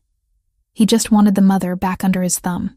"Collateral damage," the voice said, dismissive. "Give us the route, Foster. And your debt is wiped clean. You walk away free. Free." The word hung in the air, seductive and desperate. Ryan looked at the school gates. He thought about the internal affairs investigation looming over him. He thought about the debt. He thought about Vanessa sleeping in a penthouse while he froze in a broken car. "They take the east exit," Ryan said, his soul hardening into something unrecognizable. "They head north on Madison. There's a construction bottleneck on 86th. They'll have to slow down there." "Good. Don't be there when it happens." The line went dead. Ryan lowered the phone. He felt sick, but he pushed it down. This was Giardoni's fault. If he hadn't interfered, if he hadn't tried to play hero, none of this would be happening. Ryan started the engine.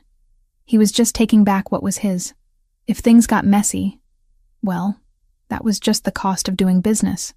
Inside the armored SUV, the air smelled of leather and sanitizer.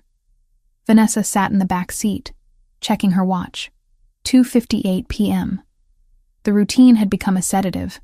The heavy thump of the doors closing, the bulletproof glass that muted the city noise, the stoic presence of Marcus in the front seat. It all created a bubble of invulnerability. "Traffic looks heavy on the avenue, ma'am," Marcus said, his eyes scanning the mirrors. "We might have to take a detour." "That's fine, Marcus," Vanessa replied. She pulled out her phone, the black one Nicholas had given her. "Vanessa, picking them up now. Dinner tonight?" She stared at the message. It felt intimate, domestic. A month ago, she was barricading doors. Now she was coordinating schedules with a crime lord. The shift had been so gradual, so seductive. She hadn't realized how deep she was until she found herself missing him when he wasn't in the room. "Nicholas, I'll be there by 6. I'm bringing dessert. Stay close to Marcus." Vanessa smiled, a soft expression that softened the lines of worry on her face. The doors of the academy opened. A flood of children in uniforms poured out. "There they are," Vanessa said, leaning forward. Lily and Leo walked out together. They were holding hands, a detail that always made Vanessa's chest ache with sweetness. Leo, usually so guarded, looked relaxed. He was carrying Lily's lunchbox while she animatedly told him a story, her hands flying in the air. Marcus stepped out of the vehicle. He moved with a deceptive lethargy, but Vanessa knew he was coiled like a spring. He opened the rear door. "Hop in, guys," Marcus said, his body angling to block the view of the street, creating a human shield for the children. "Mommy!" Lily climbed in, scrambling over the seat to buckle herself. "Leo shared his fruit snacks with me because mine fell in the mud. That was very nice of you, Leo, Vanessa said, smiling at the boy as he climbed in next to Lily. Leo shrugged, his cheeks flushing slightly. It's okay. I didn't want them anyway. Marcus closed the door with a solid thud. He slid into the driver's seat and locked the doors. Everyone buckled? Yes, the children chorused. The SUV pulled away from the curb, merging into the aggressive flow of Manhattan traffic. Vanessa looked at the two children in the rearview mirror. They were safe. They were happy. For the first time, she allowed herself to relax fully into the leather seat. They turned onto 86th Street. Orange cones funneled the traffic into a single lane. A large delivery truck was stalled up ahead, its hazards blinking.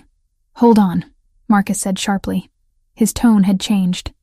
The relaxed chauffeur was gone. The Navy SEAL was back. What is it? Vanessa asked, sensing the shift. That truck.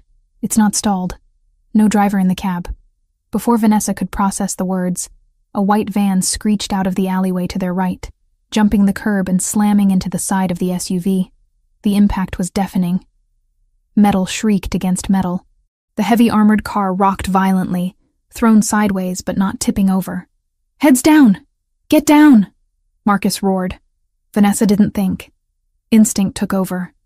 She threw herself across the back seat, covering Lily and Leo with her body. Get down! The side window, the one right next to where Leo's head had been seconds ago, spiderwebbed into 1,000 opaque fractures. It didn't shatter. The bulletproof laminate held, but the force of the blow echoed like a sledgehammer. Men in balaclavas were pouring out of the van. They weren't holding guns. They were holding sledgehammers and crowbars, knowing that ballistics wouldn't penetrate the glass easily. They were trying to breach the doors. Thud, thud, thud. The sound of steel hitting the reinforced glass was horrific, a primal pounding that vibrated through Vanessa's bones.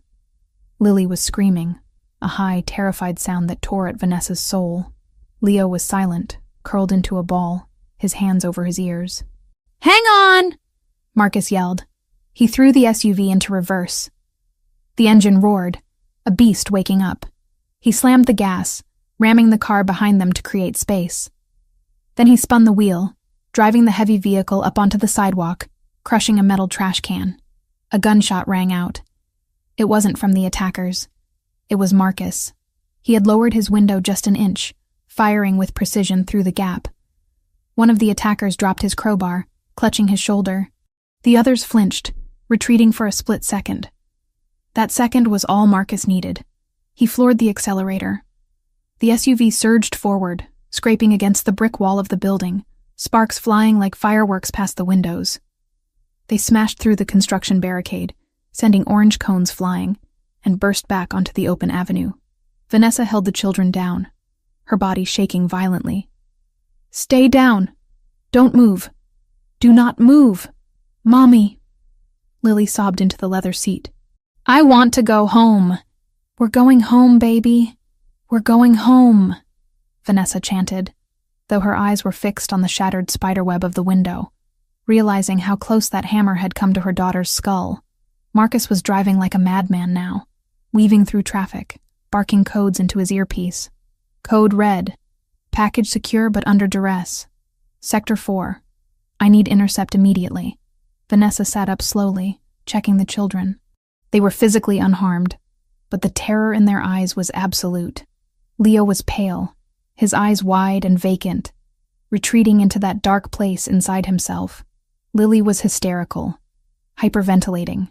Vanessa looked out the window. The city looked the same. People walking dogs, shoppers carrying bags. But everything had changed. The war hadn't stayed outside. It had crashed through the door. The penthouse was a fortress under siege. Within minutes of their arrival, the lobby was swarming with Nicholas's men. Marcus carried Leo upstairs. Vanessa carried Lily, refusing to let anyone else touch her. When the elevator doors opened, Nicholas was already there. He looked like a man possessed. His jacket was gone, his tie loosened, his sleeves rolled up. He had a gun holstered at his hip, openly displayed, no longer hiding the reality of who he was. Leo? Lily? He demanded, his voice tight with panic. They're physically fine, Marcus reported, his voice devoid of emotion. The vehicle took the brunt. The glass held. Nicholas let out a breath that sounded like a curse. He moved toward them, reaching out for Leo, pulling his nephew into a fierce embrace. Then he turned to Vanessa and Lily. He reached for them. Vanessa stepped back. The movement was sharp, a recoil. She held Lily tighter against her chest, her eyes blazing with a fire Nicholas had never seen before. It wasn't fear. It was rage. Pure, white-hot maternal fury. "Don't," she hissed. Nicholas froze, his hand suspended in the air. "Vanessa, let me check." "You said they were safe," she screamed. The sound echoed off the marble walls, startling the security team. "You promised me. You said Ryan couldn't touch us here." "This wasn't Ryan," Nicholas said, his voice dropping, trying to de-escalate. "This was the Ndrangheta. They were trying to take Leo." "I don't care who it was," Vanessa yelled, tears finally spilling over, hot and angry. "My daughter was in a car that was being smashed with sledgehammers. There were guns, Nicholas. A man was shot 2 feet away from my 6-year-old. She was shaking, the adrenaline crash hitting her hard. She put Lily down, guiding her toward the bedroom where a nanny, one of Nicholas's vetted staff, was waiting to comfort the children. "Take them," Vanessa ordered the woman. "Hot chocolate. Cartoons. Close the door and turn the volume up. Do not let them come out." As soon as the bedroom door clicked shut, Vanessa spun on Nicholas. "You brought this to us," she accused, advancing on him. "I thought Ryan was the danger. But you are a magnet for war. You put my daughter in the crossfire of a Mafia feud." "I protected her," Nicholas roared back, his own control snapping. The fear of losing them had stripped away his composure. "My men saved them. If you had been in that Honda of yours, you would be dead right now. Ryan sold you out, Vanessa. He gave them the route. Because of you," she countered, poking him in the chest. "Because he can't get to me. He went to them. We are pawns in your game. I am not doing this anymore. I am taking Lily and I am leaving." "No, you are not." The command was absolute. Nicholas stepped into her space, towering over her. "You are not leaving this apartment. The Ndrangheta has marked us. If you walk out that door, you won't make it to the airport. They don't care that you're innocent. They care that you are mine." "Yours?" Vanessa laughed, a harsh, hysterical sound. "I am not yours, Nicholas. I am a mother, and you are the reason my child is traumatized. I am the reason she is alive." Nicholas grabbed her shoulders, giving her a slight shake to break her hysteria. "Look at me. Ryan tried to have you kidnapped. The Ndrangheta tried to take Leo. Do you think you can fight them with a restraining order and a kitchen knife? I am the only wall standing between you and a shallow grave." Vanessa stared at him. She saw the fear in his eyes, not for himself, but for her. She saw the desperation. And beneath it all, she saw the guilt. "Is it worth it?" she whispered, the fight draining out of her, replaced by a hollow ache. "Is all this power, all this money? Is it worth it if you can't even keep a 7-year-old safe on a school run?" Nicholas flinched as if she had slapped him. He released her shoulders and stepped back. He looked at his hands, then at the gun on his hip. "No," he admitted, his voice ragged. "It's not." He walked over to the window, looking out at the city that was slowly turning dark. "I thought I could control it. I thought I was strong enough to keep the darkness out of this house. I was arrogant." He turned back to her. He looked older, tired. "I would give it all up," he said quietly. "The business, the territory, the money. I would burn it all down right now if it meant undoing what happened today. I would walk away from everything just to see you smile again." Vanessa watched him. She wanted to believe him. She wanted to run into his arms and let him hold her, but the sound of metal hitting glass was still ringing in her ears. "But you can't," she said. "Can you?" "No," Nicholas said, the word heavy with defeat. "Not now. Not while they are hunting us. If I show weakness now, if I step down, they will kill us all. The only way out is through." He walked over to the sideboard and poured a drink. His hand was shaking. The invincible Don, the man who frightened the NYPD, was trembling. "I'm sorry," he whispered.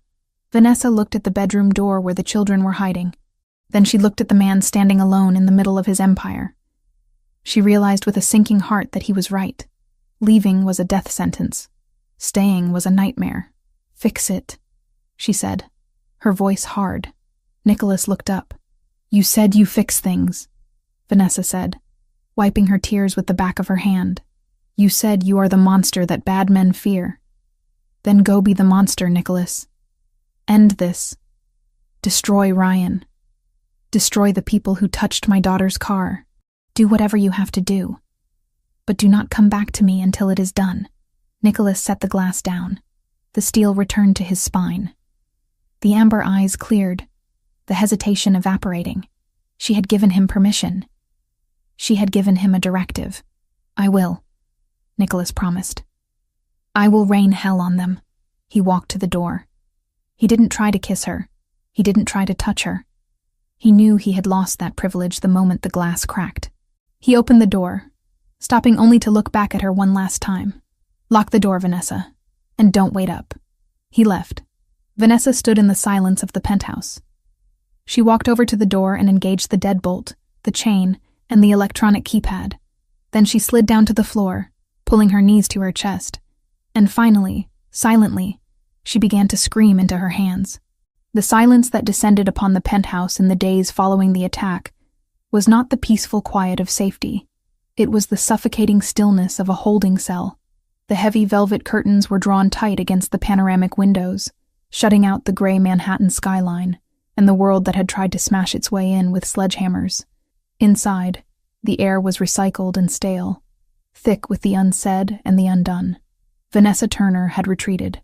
She had turned the guest suite into a bunker, barricading herself and Lily inside with a ferocity that even Marcus, the stoic bodyguard, dared not challenge.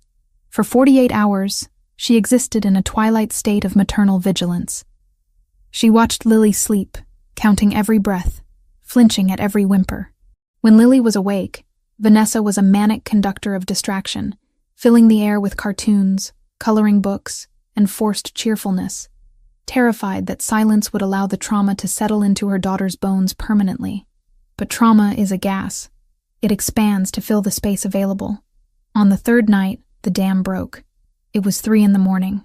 The penthouse was asleep, or pretending to be. Vanessa was dozing in the armchair next to the bed, her neck stiff, her hand resting on Lily's duvet. Lily sat up with a gasp that tore through the room like fabric ripping. It wasn't a slow waking. It was an instant, violent ejection from sleep. "No! No! The glass!" Lily screamed, thrashing against the sheets. "Mommy! The hammer!" Vanessa was on the bed in a heartbeat, gathering the small, trembling body into her arms. "I'm here, baby. I'm here. It's just a dream. You're safe." "They're coming in!" Lily shrieked, her eyes wide and unseeing, trapped in the loop of the memory. She clawed at Vanessa's shirt, her fingernails digging in, frantic for purchase. "The bad men! Don't let them take Leo!" "Shh! Shh! Nobody is taking anyone!" Vanessa rocked her, tears pricking her own eyes. She felt helpless. Her love, usually a shield, felt like tissue paper against this terror. "Lily, look at me. Look at Mommy." But Lily couldn't hear her. The panic attack was a spiraling vortex. She was hyperventilating, her small chest heaving, her face turning blotchy and red. The bedroom door opened. Vanessa's head snapped up, a snarl rising in her throat, ready to defend the perimeter. Nicholas stood there. He was barefoot, wearing loose sweatpants and a black t-shirt that clung to his frame. His hair was messy, his face shadowed with stubble. He didn't look like the Don. He looked like a man who hadn't slept in 3 days because he was haunting his own hallway. "Get out," Vanessa hissed, though the venom was weak. "She doesn't need to see you." Nicholas ignored her. He didn't look at Vanessa. His focus was entirely on the screaming child. He walked to the bed, moving with a deliberate slowness to avoid startling them further. "Lily," he said. His voice was not the command of a boss. It was a rumble, deep and grounding, like the earth shifting. Lily didn't stop screaming, but the pitch changed. She registered his presence. Nicholas sat on the edge of the bed. He didn't reach for her. He simply sat there, a solid, immovable object in the chaos. He began to speak, but not in English. Ascolta, piccola guerriera. Il buio ha paura della luce. The Italian flowed from him, melodic and rhythmic. It was a stark contrast to the harshness of the screams. Vanessa watched, stunned into silence. In English, it meant, "Listen, little warrior. The dark is afraid of the light. No monster could touch her while the dragon was awake. And he was here. Non c'è mostro che possa toccarti quando il drago è sveglio. E il drago è qui. Sono qui." Lily's sobbing hitched. She looked at him, her tear-filled eyes wide. The strange words were a distraction, pulling her brain out of the panic loop. "What?" she hiccuped, sniffing loudly. Nicholas leaned in slightly, his amber eyes soft in the dim light. "It's an old spell," he lied effortlessly. "My nonna taught it to me. It keeps the nightmares locked in a box." "A spell?" Lily whispered, her grip on Vanessa loosening slightly. "See." Nicholas nodded solemnly. "But it only works if you breathe with me. Can you do that?" "Like this." He took a deep, exaggerated breath, inhaling through his nose and exhaling slowly through his mouth. Lily watched him, fascinated. Slowly, shakily, she mimicked him. Again, Nicholas instructed softly.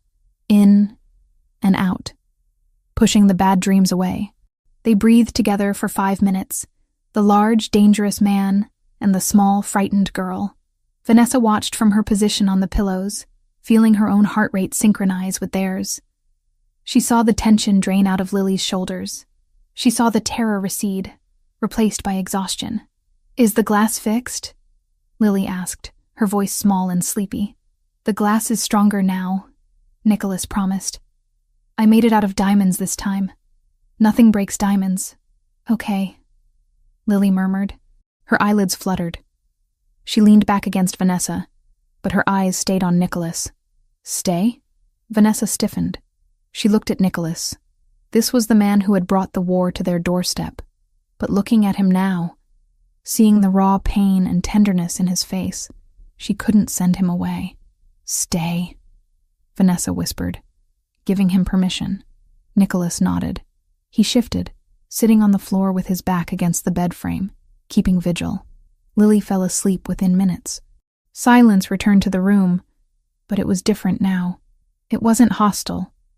It was heavy with shared burden. "I didn't know you spoke Italian to her," Vanessa said softly into the dark. "I speak the language of whatever works," Nicholas replied without turning around. "My mother used to sing to me after the bad nights. I don't sing, so I improvise." "You called her a warrior," Vanessa noted. "Piccola guerriera." "She is," Nicholas said. "She survived a siege at 6 years old. She is braver than most of my captains." "She shouldn't have to be brave," Vanessa said, the bitterness creeping back in. "She should just be a child." "I know," Nicholas said. The weight of his guilt was a palpable thing in the room. "I know, Vanessa." He stayed until dawn broke, disappearing before Lily woke up, leaving only the scent of sandalwood and the memory of his low voice in the dark. The next afternoon, Vanessa finally emerged from the bedroom. She needed coffee. She needed to feel like a human being and not just a sentry. The penthouse was quiet. Marcus was posted by the front door reading a tactical manual. The chef had left a tray of pastries that had gone stale. Vanessa walked into the living room and stopped. Leo was there. He was lying on his stomach on the Persian rug, surrounded by crayons and markers. He was drawing with a furious intensity, his tongue poking out of the corner of his mouth. He looked up when he heard her. His face was pale, his dark eyes shadowed. He looked smaller than usual. "Hi, Miss Turner," he said quietly. "Hi, Leo," Vanessa said, forcing a smile. She felt a pang of guilt. In her obsession with protecting Lily, she had forgotten that Leo had been in that car too. He had seen the hammers. He had heard the gunshot, and he didn't have a mother to hold him through the nightmares. She walked over and sat on the floor beside him. "What are you drawing?" Leo didn't answer immediately. He picked up a gray marker and shaded a section of the paper. Then he pushed the drawing toward her. It wasn't the usual stick figures. Leo was talented. The drawing showed a large, imposing structure, a castle, or maybe a fortress. It had high walls made of black bricks.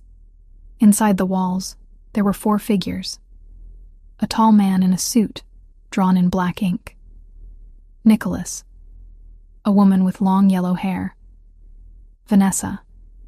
A little girl with pigtails holding a flower. Lily.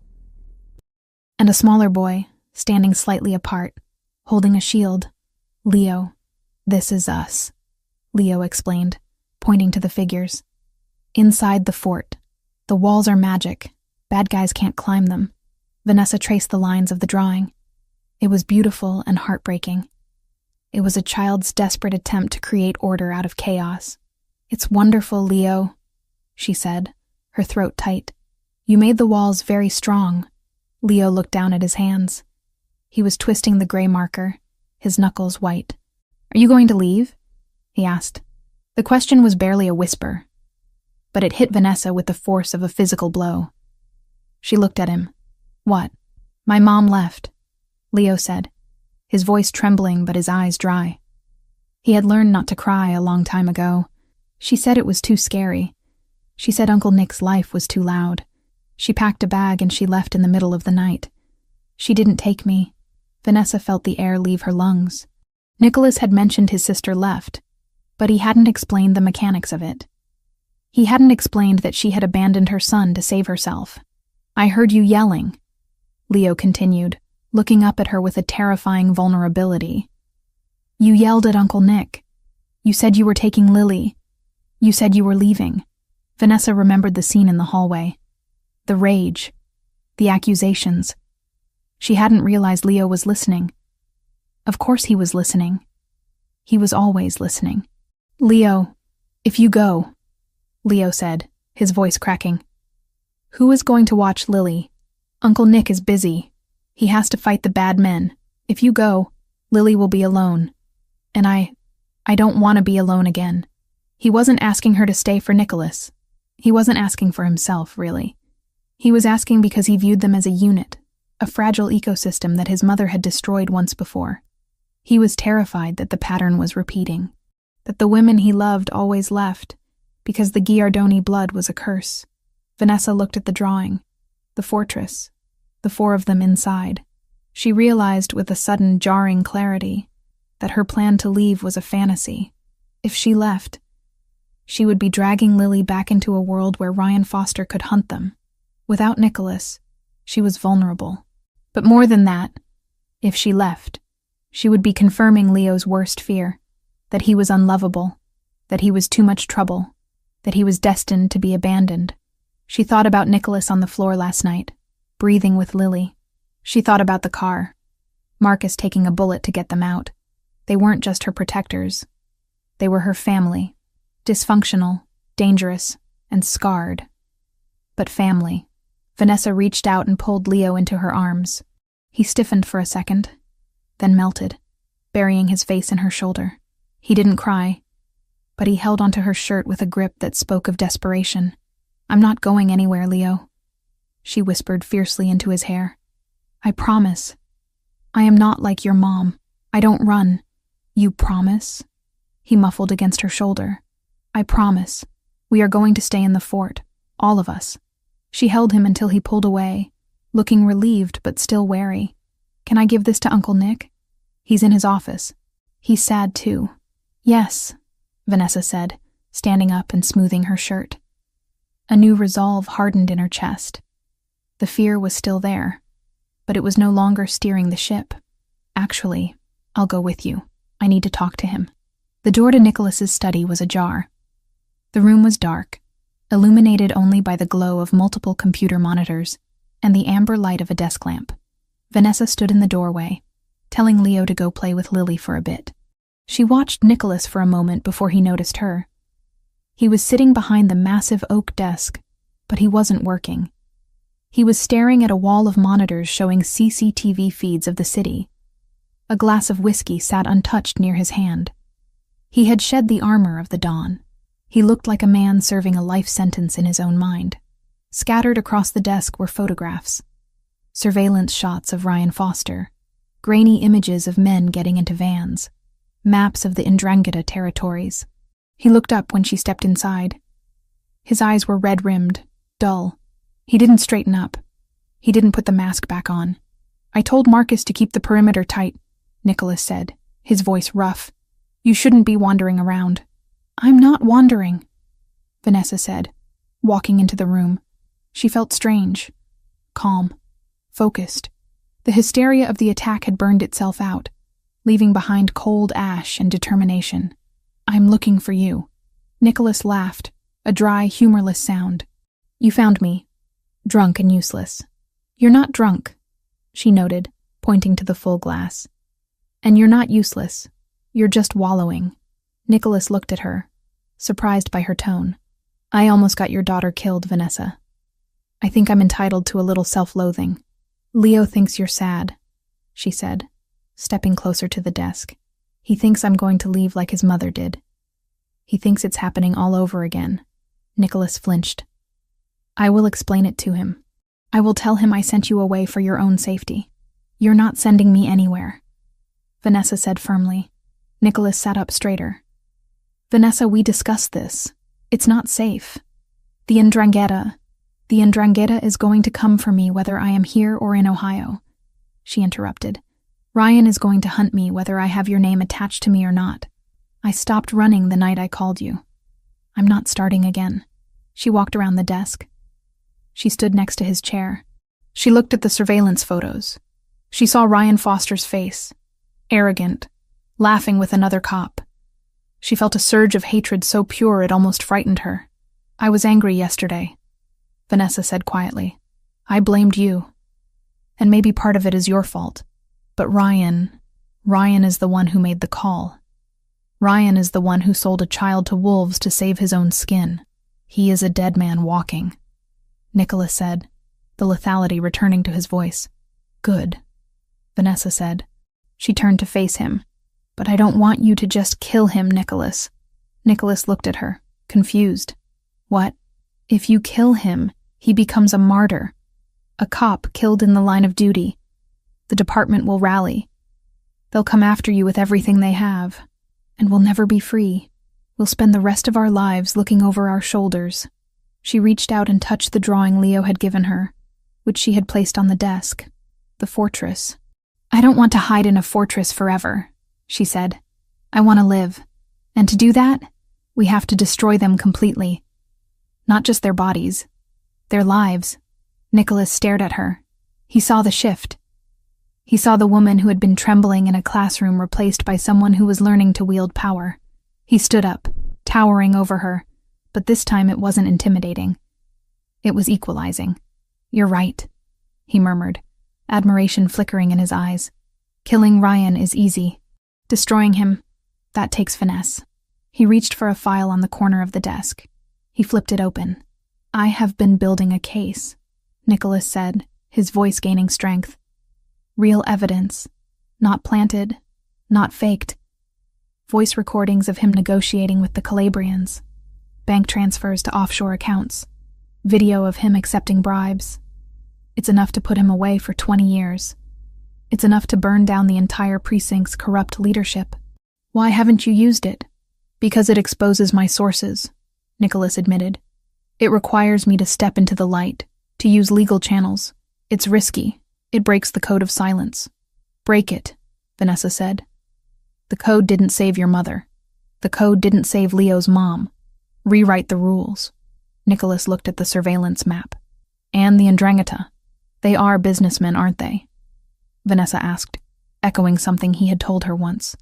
"Make it bad business to hunt us." Nicholas nodded slowly. The gears were turning.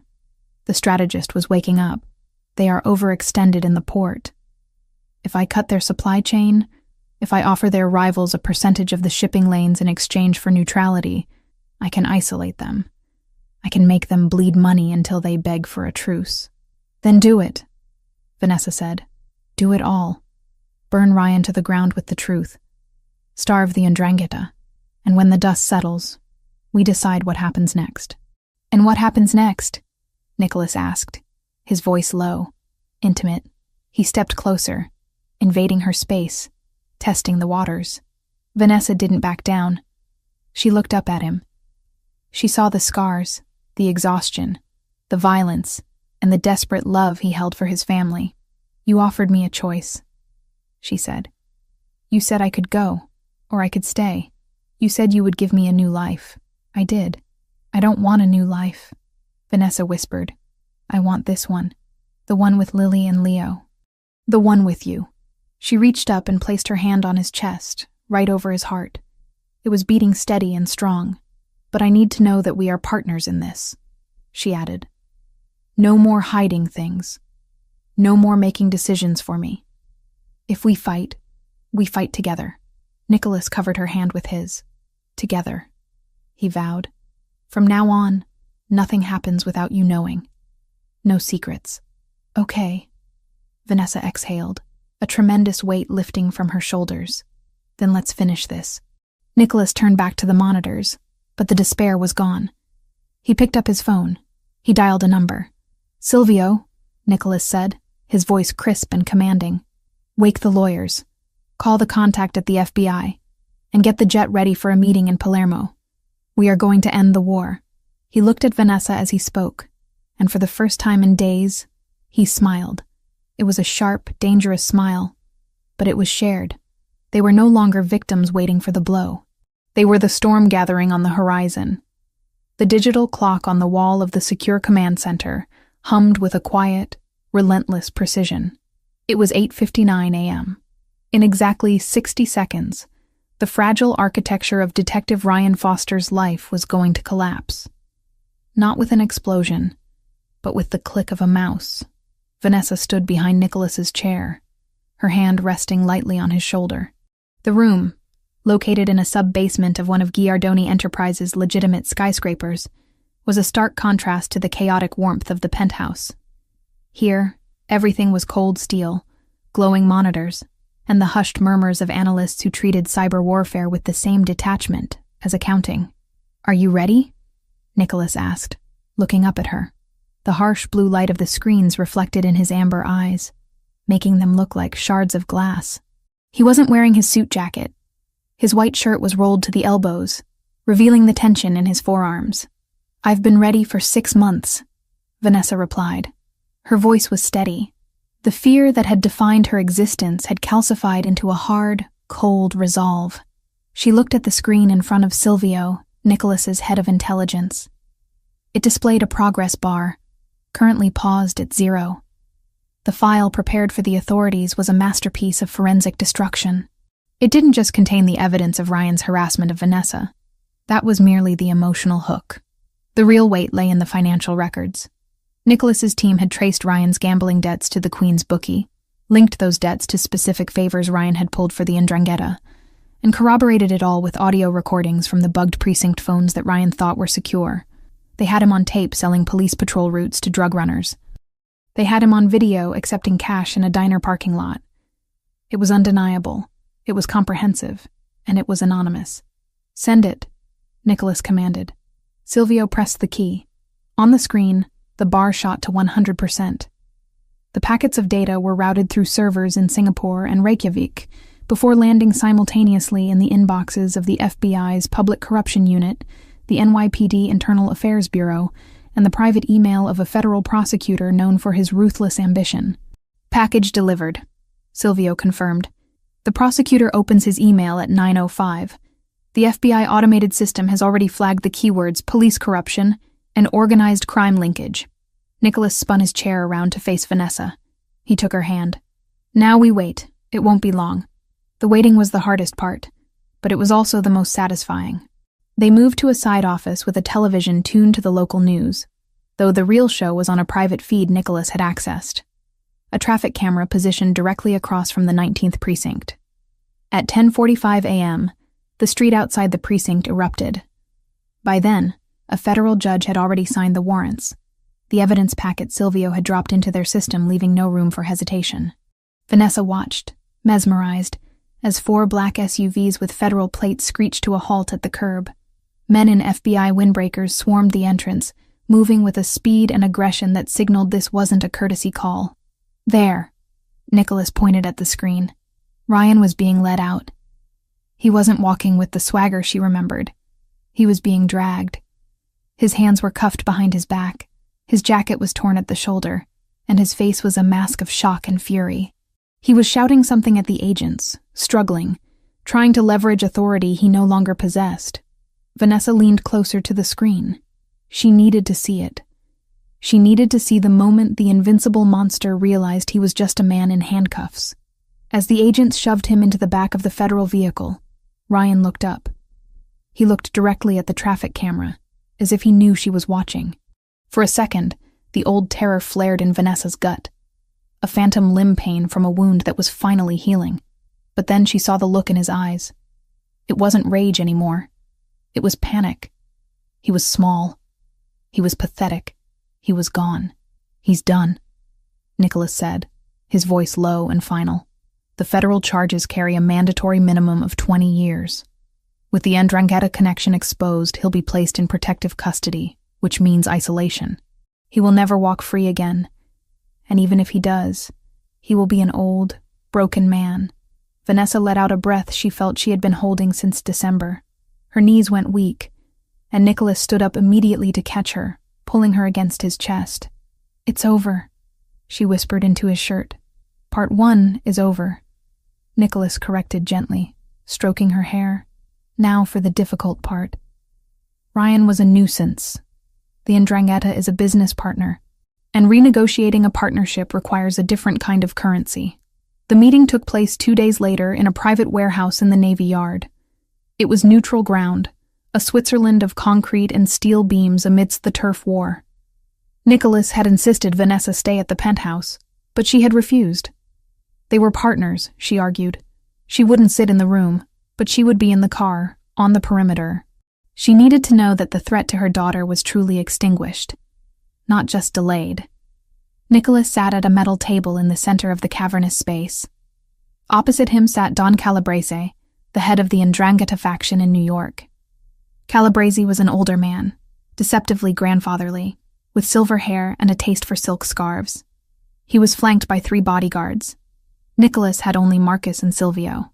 "You cost me a detective, Nicholas," Calabrese said, his voice echoing in the empty space. "Foster was useful, cheap, and now the FBI is crawling all over the precinct, making my other contacts nervous.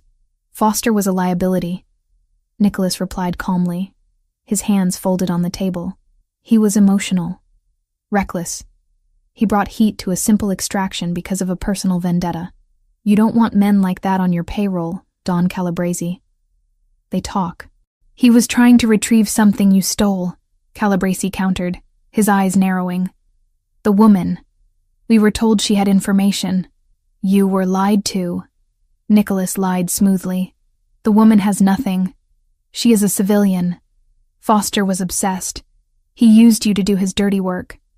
And in doing so, he put my family in the crossfire. My nephew was in that car. The mention of family shifted the temperature in the room. Even in the underworld, there were rules. Endangering children was bad for business. It brought the kind of public outrage that politicians couldn't ignore. An unfortunate error, Calabrese conceded, though his tone suggested he didn't care much about errors unless they cost him money. "But you have insulted my organization. You have hidden the woman. You have attacked my men. There is a price for peace, Giardoni." "I agree," Nicholas said. He reached into his jacket pocket. The bodyguards flinched, reaching for their weapons. Nicholas moved slowly, pulling out a single folded document. He slid it across the table. Calabrese put on his reading glasses. He scanned the document. His eyebrows rose. "The Newark shipping lanes?" Calabrese asked, looking up. "You are giving me access to the Newark lanes? That is 20% of your import revenue." 15, Nicholas corrected. "But yes, you get priority access on Tuesdays and Thursdays. No inspection, no questions asked. In exchange for 2 things. Name them. 1. The debt Ryan Foster owed you is considered paid in full by this transfer. You do not pursue it. You do not look for assets to seize. Done. 2. Vanessa Turner, her daughter Lily, and anyone associated with them are off limits, permanently. If one of your men even looks at them on the street, I will consider the truce broken, and I will burn Newark to the ground with your shipments inside it." Calabrese looked at the paper, calculating the millions of dollars in profit the shipping lanes represented versus the value of a single vendetta against a schoolteacher. It wasn't even a choice. It was simple arithmetic. "You pay a high price for a woman, Nicholas," Calabrese noted, a smirk playing on his lips. "Is she made of gold?" "She is the mother of the child who makes my nephew smile," Nicholas said, his voice devoid of humor. "That makes her priceless." Calabrese signed the paper. "We have a truce. The woman is a ghost to us." When Nicholas returned to the armored SUV parked 100 yards away, Vanessa was waiting in the back seat. She looked at his face, searching for blood or bruises. There were none. He looked tired, but unburdened. "It's done," he said, sliding in beside her. "They accepted the terms." "What did you give them?" Vanessa asked. She knew enough about his world now to know that peace was never free. "Nothing I can't earn back in 5 years," Nicholas dismissed. "Some logistics routes, cargo space." "You gave up territory," she realized, watching his profile. "You gave up power." Nicholas turned to her. He took her hand, interlacing their fingers. "I traded potential profit for guaranteed safety. In my world, that is the only victory that matters. They won't touch you, Vanessa. Not ever again. You can walk down the street. You can take Lily to the park. It's over." Vanessa squeezed his hand. She felt the tears prickling her eyes. Not tears of fear this time, but of overwhelming, exhausting relief. The cage was open. The predator was caged. And the man beside her had just paid a king's ransom to ensure her freedom. The transition to normalcy was not immediate, but it was steady, like the slow melting of winter ice. 3 weeks after Ryan's arrest, the headlines had moved on, but the impact on Vanessa's life was permanent. She resigned from Oak Ridge Academy. It held too many memories of fear, of dodging calls in the hallway, of Ryan waiting by the lockers. With Nicholas's help, and despite her protests, he insisted it was part of the security protocol. She secured a position at the private school Leo attended in Westchester. It was a smaller environment, rigorous but kind, set on a sprawling campus of green lawns and stone buildings. The commute from the city was long, which led to the next logical step in their evolving life. "It makes no sense to drive back and forth," Nicholas had argued over dinner one night. "The estate in Westchester is 10 minutes from the school. It has the gardens. It has the space." Vanessa had hesitated, guarding her independence, but Lily had cast the deciding vote. The estate had a treehouse, and Leo was there on weekends. They moved into the guest wing of the Giardoni estate as a temporary measure that everyone knew was permanent. The nightmares stopped gradually. The first week, Lily woke up twice. The second week, once. By the third week, she slept through the night, waking only to demand pancakes or to ask if Leo was coming over. The diamond glass Nicholas had promised seemed to hold. Vanessa watched her daughter bloom. The shadows under Lily's eyes disappeared. She laughed louder. She ran faster. She started calling Nicholas Mr. Nick. And then, slipping occasionally, just Nick. And Vanessa, she breathed. For the first time in years, she breathed air that didn't taste like anxiety. She sat in the garden of the estate, grading papers for her new literature class, watching the sun set over the trees. She wasn't just surviving anymore. She was planning. She was thinking about curriculum changes, about planting a vegetable garden in the spring, about the way Nicholas looked at her when he thought she wasn't paying attention. He kept his promise of transparency. He told her when he had late meetings. He told her, in broad strokes, about the business, the legitimate side, which was growing, and the illegitimate side, which he was slowly, methodically shrinking to reduce exposure. He was keeping his word. He was building a fortress, not just of stone, but of trust. The true test came 2 months later.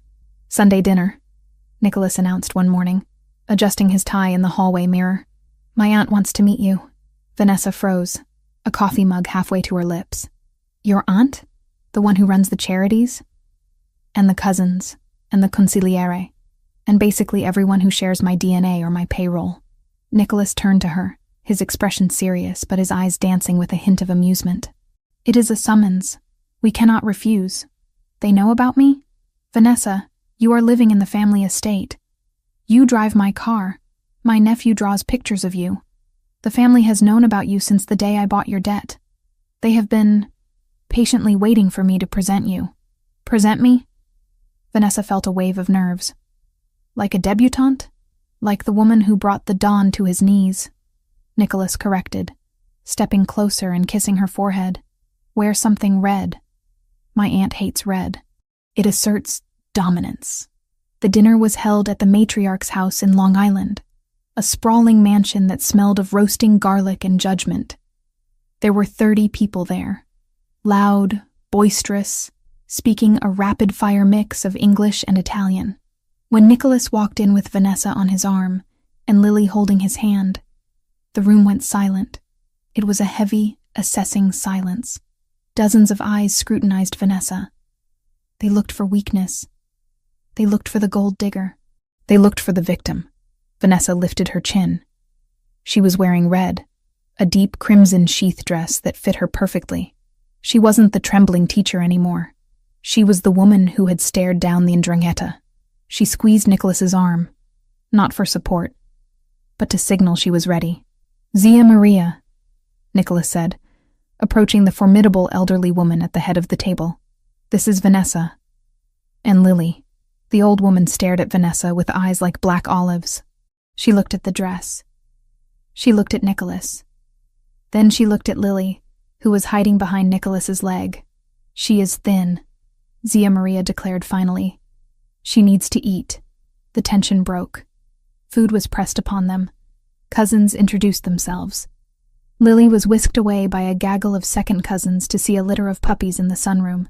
Vanessa found herself seated next to Nicholas, navigating the interrogation disguised as small talk. She held her own. When a cousin asked about her late husband, she answered without faltering. When another asked about her intentions, she looked him in the eye and said she intended to be happy, which was a revolutionary concept in this room. Later in the evening, as espresso was being served, a man approached Nicholas. He was older, with sharp features and a suit that cost more than Vanessa's lifetime earnings. Giovanni, the consigliere, the advisor, the man who whispered in the king's ear. Nicholas, Giovanni said, nodding to Vanessa but addressing the boss. A moment? Nicholas didn't move. You can speak freely, Giovanni. Vanessa stays. Giovanni raised an eyebrow. This was a breach of protocol. Business was not discussed in front of outsiders, but he saw the set of Nicholas's jaw and decided not to push it. We have reports from the port, Giovanni said, keeping his voice low. The Calabresi family is enjoying their new access. Profits are down 8% this quarter due to the concession. I am aware, Nicholas said, sipping his espresso. The captains are grumbling. Giovanni continued, his gaze flicking to Vanessa. They respect you, Nicholas. They fear you, but they question the logic. To give up territory, to show such generosity to a rival, for personal reasons. He let the words hang there. Personal reasons. It was a polite way of saying for a woman. They worry it shows weakness, Giovanni clarified. They worry you are distracted. A man with a family is a man with a soft underbelly. A man who can be leveraged. Vanessa felt her face heat up. She was the weakness. She was the liability. Nicholas set his cup down on the saucer with a sharp clatter. The sound cut through the murmuring of the room. He turned his body fully toward Giovanni, his presence suddenly expanding, dominating the space. Weakness, Nicholas repeated, testing the word. He looked around the room. He looked at Leo, who was laughing with Lily in the corner. He looked at Vanessa, sitting beside him in her red dress, her head held high despite the scrutiny. Before, Nicholas said, his voice carrying clearly to the nearby tables, I fought for territory. I fought for numbers on a ledger. I fought because it was what my father did. And I was tired, Giovanni. I was a machine running on empty. He reached out and took Vanessa's hand, placing it on the table, covering it with his own.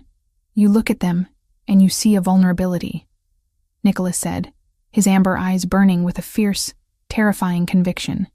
You see targets, but you are mistaken." He leaned in closer to his consigliere. "A man who fights for money will eventually negotiate. A man who fights for land will eventually settle. But a man who fights for his family?" Nicholas shook his head slowly. "That man does not stop. That man does not negotiate. That man will burn the world to ash to protect what is his." The room was silent. "They are not my weakness, Giovanni," Nicholas declared, his voice ringing with absolute truth. "They are the reason I built this empire. They are the reason I wake up. And they are the reason that anyone who crosses me now will not just face a dawn. They will face a force of nature." He squeezed Vanessa's hand. "So tell the captains," Nicholas finished, "that the lion is not distracted. The lion has finally found something worth hunting for. And God help the jackals who forget that." Giovanni stared at Nicholas for a long moment. He looked at the fire in his boss's eyes, a fire that had been absent for years. He looked at Vanessa, who didn't look away, who met his gaze with a steady, fierce intelligence. Slowly, Giovanni nodded. A look of respect crossed his face. "I will tell them," Giovanni said, bowing his head slightly to Nicholas, and then, more deeply, to Vanessa. "It seems the family is stronger than it has been in a generation. Cent'anni," he finished. "A wish for 100 years of life." He walked away. Nicholas turned to Vanessa. The fierceness faded, replaced by a warm, intimate pride. "Did I overdo it?" he whispered. "A little bit with the burning the world to ash," Vanessa whispered back, smiling. "But I think they got the point." "Good," Nicholas said. He lifted her hand to his lips, kissing her knuckles in full view of his entire family. "Because I meant every word." Vanessa looked at him. Surrounded by the opulence of his ancestors, the weight of his history, and the dangers of his future, she thought about the letter Lily had sent to Santa. She thought about the dossier that had destroyed Ryan. She thought about the peace treaty bought with shipping lanes. She realized then that she wasn't just observing the power. She was part of it. She was the anchor that kept the ship from drifting into the dark. "I know," she said. "I'm not going anywhere, Nicholas. We burned together." And as the dessert was served and the laughter resumed around them, Vanessa knew that the war was truly over. The healing had begun. And the family, this strange, cobbled-together, dangerous, beautiful family, was finally whole. The snow fell differently in Westchester. In the city, winter was a slushy, gray endurance test, a battle against black ice and biting wind that tunneled through the avenues. Here, on the sprawling grounds of the Giardoni estate, the snow was a blanket of pristine, untouched silence. It coated the ancient oaks and the stone walls of the manor in a soft, glittering white that looked like sugar spun by a giant's hand. Vanessa stood at the French doors of the main living room, a mug of hot cider warming her hands. She watched the two figures bundled in neon-bright snowsuits running across the vast lawn. Lily, a streak of pink, was attempting to tackle Leo, who was laughing, a genuine bell-like sound that carried through the crisp air. It had been 6 months since the treaty with the 'Ndrangheta. 6 months since Ryan Foster had been erased from their lives. In that time, the estate had transformed. It was no longer just a fortress of stone and security protocols. It was a home. On the low table near the fireplace, Leo's original drawing of a black brick fortress had been replaced by a new version. The same walls traced in gold crayon, every window lit from within. The hallways, once silent and imposing, now echoed with the sound of running footsteps and the occasional bark of the golden retriever puppy. Nicholas had surprised them with last month. A bribe, he claimed, to stop Lily from asking for a pony. "You're going to let the heat out?" a deep voice murmured behind her. Vanessa didn't jump. The reflex of fear had finally, slowly, been rewired into a reflex of comfort. She leaned back, feeling the solid warmth of Nicholas's chest against her back. His arms came around her waist, resting easily, familiarly. "I'm watching the war," she said, nodding toward the window where a snowball fight had escalated into tactical warfare. "Leo has the high ground. He learned that from you."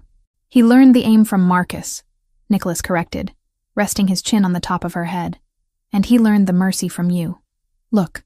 Vanessa watched as Leo, having cornered Lily near the fountain, dropped his snowball instead of throwing it, allowing her to escape with a squeal of triumph.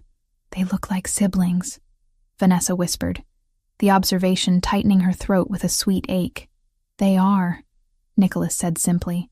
"Blood or not, they are family, just like us." He turned her around in his arms. 6 months had changed him too. The sharp, predatory edge was still there. He would always be the Don, the man who commanded armies, but the constant grinding tension was gone. The shadows under his eyes had lifted. He smiled more. He cooked more. "Are you ready for tonight?" he asked, brushing a stray lock of hair from her forehead. "Christmas Eve with 30 Italians?" Vanessa laughed. "I think I'm finally getting the hang of it. Zia Maria actually complimented my risotto last week.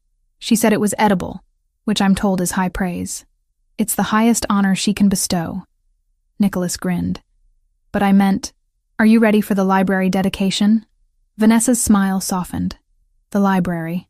It had been her project. Her way of carving out an identity that wasn't just the boss's girlfriend. With Nicholas's funding and connections, she had rehabilitated a derelict community center in the Bronx, turning it into a state-of-the-art literacy center for at-risk children. It was her way of fighting back against the darkness she had glimpsed, by lighting lamps for others. "I am," she said. "It feels right. To use all this," she gestured to the opulence around them, "for something that lasts." "You are building a legacy, Vanessa," Nicholas said seriously. "More than I ever did with shipping crates and contracts." The evening was a blur of gold light and laughter.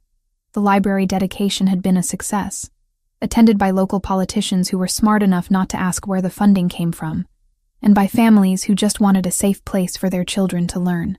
Vanessa had spoken, her voice clear and strong, no longer the whisper of a victim. Now, back at the estate, the real celebration began. The great hall of the manor was dominated by a 20-foot Christmas tree, a behemoth of fir that smelled of pine in winter. It was decorated with heirloom glass ornaments that had survived 3 generations of Giardoni history, interspersed with paper snowflakes Lily had cut out in school. The mixture of priceless antiques and kindergarten crafts was a perfect metaphor for their life. Dinner was a feast. 7 fishes, pasta, wine that flowed like water. Leo and Lily were vibrating with sugar and anticipation, their eyes darting to the pile of presents that had magically multiplied beneath the tree. "One present tonight," Nicholas announced, tapping his glass for attention. "The rest wait for Santa in the morning." "Please, Uncle Nick, just the big one," Leo begged, pointing to a suspiciously bicycle-shaped box. "Patience is a virtue, Leonardo," Nicholas said, though his eyes were twinkling. "Open the small blue ones." As the children tore into the wrapping paper, revealing matching leather-bound sketchbooks for Leo and a set of paints for Lily, Vanessa slipped away to the kitchen to check on the dessert. She leaned against the marble counter, closing her eyes for a moment, letting the sounds of joy wash over her. It was a stark contrast to last Christmas, which she had spent in the drafty Queen's apartment, counting pennies to buy Lily a doll from the discount store, terrified that Ryan would show up drunk at the door. Hiding? She opened her eyes. Nicholas was standing in the doorway. He had loosened his tie and rolled up his sleeves. He looked devastatingly handsome and completely at peace. "Just absorbing," she said. "It's a lot, in a good way." He walked over to her, but instead of taking her in his arms, he held out a piece of paper. It wasn't official stationery. It was a piece of construction paper, folded into a crude square. "I found this," Nicholas said, his voice thick with an emotion she couldn't quite place. "It was tucked into the branches of the tree, near the top. Marcus had to get a ladder to retrieve it." Vanessa took the paper. She recognized the handwriting immediately. It was stronger now, less wobbly than it had been 6 months ago, but unmistakably Lily's. "Dear Santa, thank you for the castle, and for the dog, and for making the bad man go away forever. You did a really good job. I don't need toys this year, but Leo really wants the bike, please. I just have one wish. Please make Nick stay. I know he is the boss of everything, but I want him to be my dad. Not a pretend dad, but a real one. And please make Mommy keep smiling." She looks like a princess now. Don't let her be sad again. Love, Lily. P.S. I left cookies near the fireplace. The dog might eat them, though. Vanessa read the letter twice. The first time, her vision blurred. The second time, a tear splashed onto the paper, right over the word Dad. She asked for me to stay, Nicholas said, his voice rough. As if I would ever go. She knows you're staying, Vanessa whispered, looking up at him. She just wants to make it official. Children crave permanence. So do I, Nicholas said. He took the letter from her hand and placed it gently on the counter. Then, he took both of her hands in his. Vanessa, he began, and for the first time since she had known him, Nicholas Giardoni looked nervous. The man who had negotiated treaties with warlords and faced down federal agents was trembling slightly. When I met you, he said, staring into her eyes with an intensity that burned, I thought I was saving you. I thought I was the White Knight, or the Dark Knight, riding in to rescue the damsel. I was arrogant. Nicholas, let me finish. He pressed on. I didn't save you, Vanessa. You saved me. You and Lily and Leo. You dragged me out of the cold. You turned this house into a home. You made me remember that I am a man, not just a title. You gave me something to lose, yes, but you also gave me everything worth living for. He reached into his pocket. He didn't drop to one knee. That was for movies, and Nicholas was too pragmatic for theatrics. Instead, he stood eye to eye with her, treating her as an equal, a partner. He opened a small velvet box. Inside sat a diamond that was breathtaking. Yes, but it wasn't ostentatious. It was an emerald cut, vintage, set in platinum. It looked timeless, solid, indestructible. I don't want to be your protector anymore, Nicholas said softly. I mean, I will be, always. But that is not enough. I want to be your partner. I want to be the one who wakes up next to you when we're 80. I want to be the father Lily is asking for. I want to build this legacy with you. Nicholas, Vanessa choked out, the happiness expanding in her chest until she thought her ribs might crack. Vanessa Turner, he said, holding her gaze. Will you marry me? Will you take this life, with all its complications and its shadows, and walk through it with me? Vanessa looked at the ring, then at the man holding it. She thought about the fear that had brought her here, the desperation of a pink backpack switched in a classroom. She thought about the way he had breathed with Lily during her panic attack. She thought about the way he respected her mind, her work, her boundaries. She didn't just love him, she trusted him. And in her world, trust was a rarer currency than love. Yes, she whispered, then louder. Yes, I will. Nicholas let out a breath, a sound of profound relief, and slid the ring onto her finger. It fit perfectly. He pulled her to him, kissing her with a passion that was usually reserved for the privacy of their bedroom, deep and claiming and full of promises kept. You! They're kissing! The shout came from the doorway. Lily and Leo were standing there, looking scandalized and delighted. Nicholas broke the kiss, but didn't let go of Vanessa. He turned to the children, a wide, genuine grin on his face. Get in here, he ordered. They didn't need to be told twice. They ran into the kitchen, slamming into Nicholas and Vanessa in a tangle of limbs and laughter. Nicholas scooped Lily up in one arm and Leo in the other. He was getting too big for it. But he didn't complain, creating a group hug that felt like a fortress wall closing around them. Did you ask her? Lily demanded, eyeing the ring on Vanessa's hand. Did you? I did, Nicholas confirmed. She said yes. Yes! Lily pumped her fist in the air. I told Santa, I told him. Does this mean we're officially cousins? Leo asked, looking at Vanessa with hopeful eyes. It means we're officially a family, Leo, Vanessa said, reaching out to touch his cheek. No more pretend. No more temporary. Cool. Leo smiled, a bright, unshadowed expression that lit up his face. Can we open the bike now? Nicholas laughed, the sound reverberating through the kitchen. Go. Before I change my mind.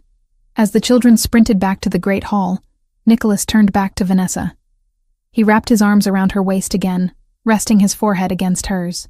Happy Christmas, Future Mrs. Giardoni, he murmured. Happy Christmas, Nick, she replied.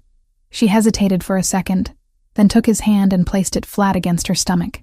The fabric of her dress was smooth, her belly flat beneath his palm, but the secret she was carrying felt heavy and warm. Lily might be getting another wish granted next year, she whispered, her eyes locking with his. She asked for a brother, didn't she? Nicholas froze. His hand went rigid against her stomach. He looked at her, his eyes widening, the amber darkening with a sudden, overwhelming realization. Vanessa? He breathed. Are you... It's early. She smiled, tears leaking from her eyes again. But yes. We're going to need another stocking for the mantelpiece. Nicholas didn't speak. He couldn't. He simply buried his face in her neck, holding her as if she were made of glass and steel all at once. She felt his shoulders shake, just once, a silent release of joy that words couldn't capture. Later that night, the house finally fell quiet. The children were asleep, the bicycle assembled, the cookies eaten, mostly by Nicholas. Vanessa sat by the window in the bedroom, watching the snow continue to fall. The world outside was white and clean, the past buried under layers of new life. She thought about the woman she had been 6 months ago, terrified, invisible, drowning. She had thought salvation would look like a police officer or a judge. She had thought safety meant hiding. She thought of Mark too, not with the crushing guilt that used to choke her, but with a softer ache she could finally carry without letting it own her. He had been her past. Nicholas, impossibly, was her future, and for the first time that didn't feel like a betrayal. She was wrong. Salvation had come in the form of a mistake, a switched backpack, a child's letter delivered to the wrong hands. It had come in the form of a man the world called a monster, who had looked at her broken pieces and seen a mosaic worth protecting. She looked at the ring on her finger, flashing in the moonlight. She looked at Nicholas, sleeping soundly in the bed. One arm reached out as if searching for her even in his dreams. Courage, she realized, wasn't about not being afraid. It was about accepting the hand extended to you, even when it came from the shadows.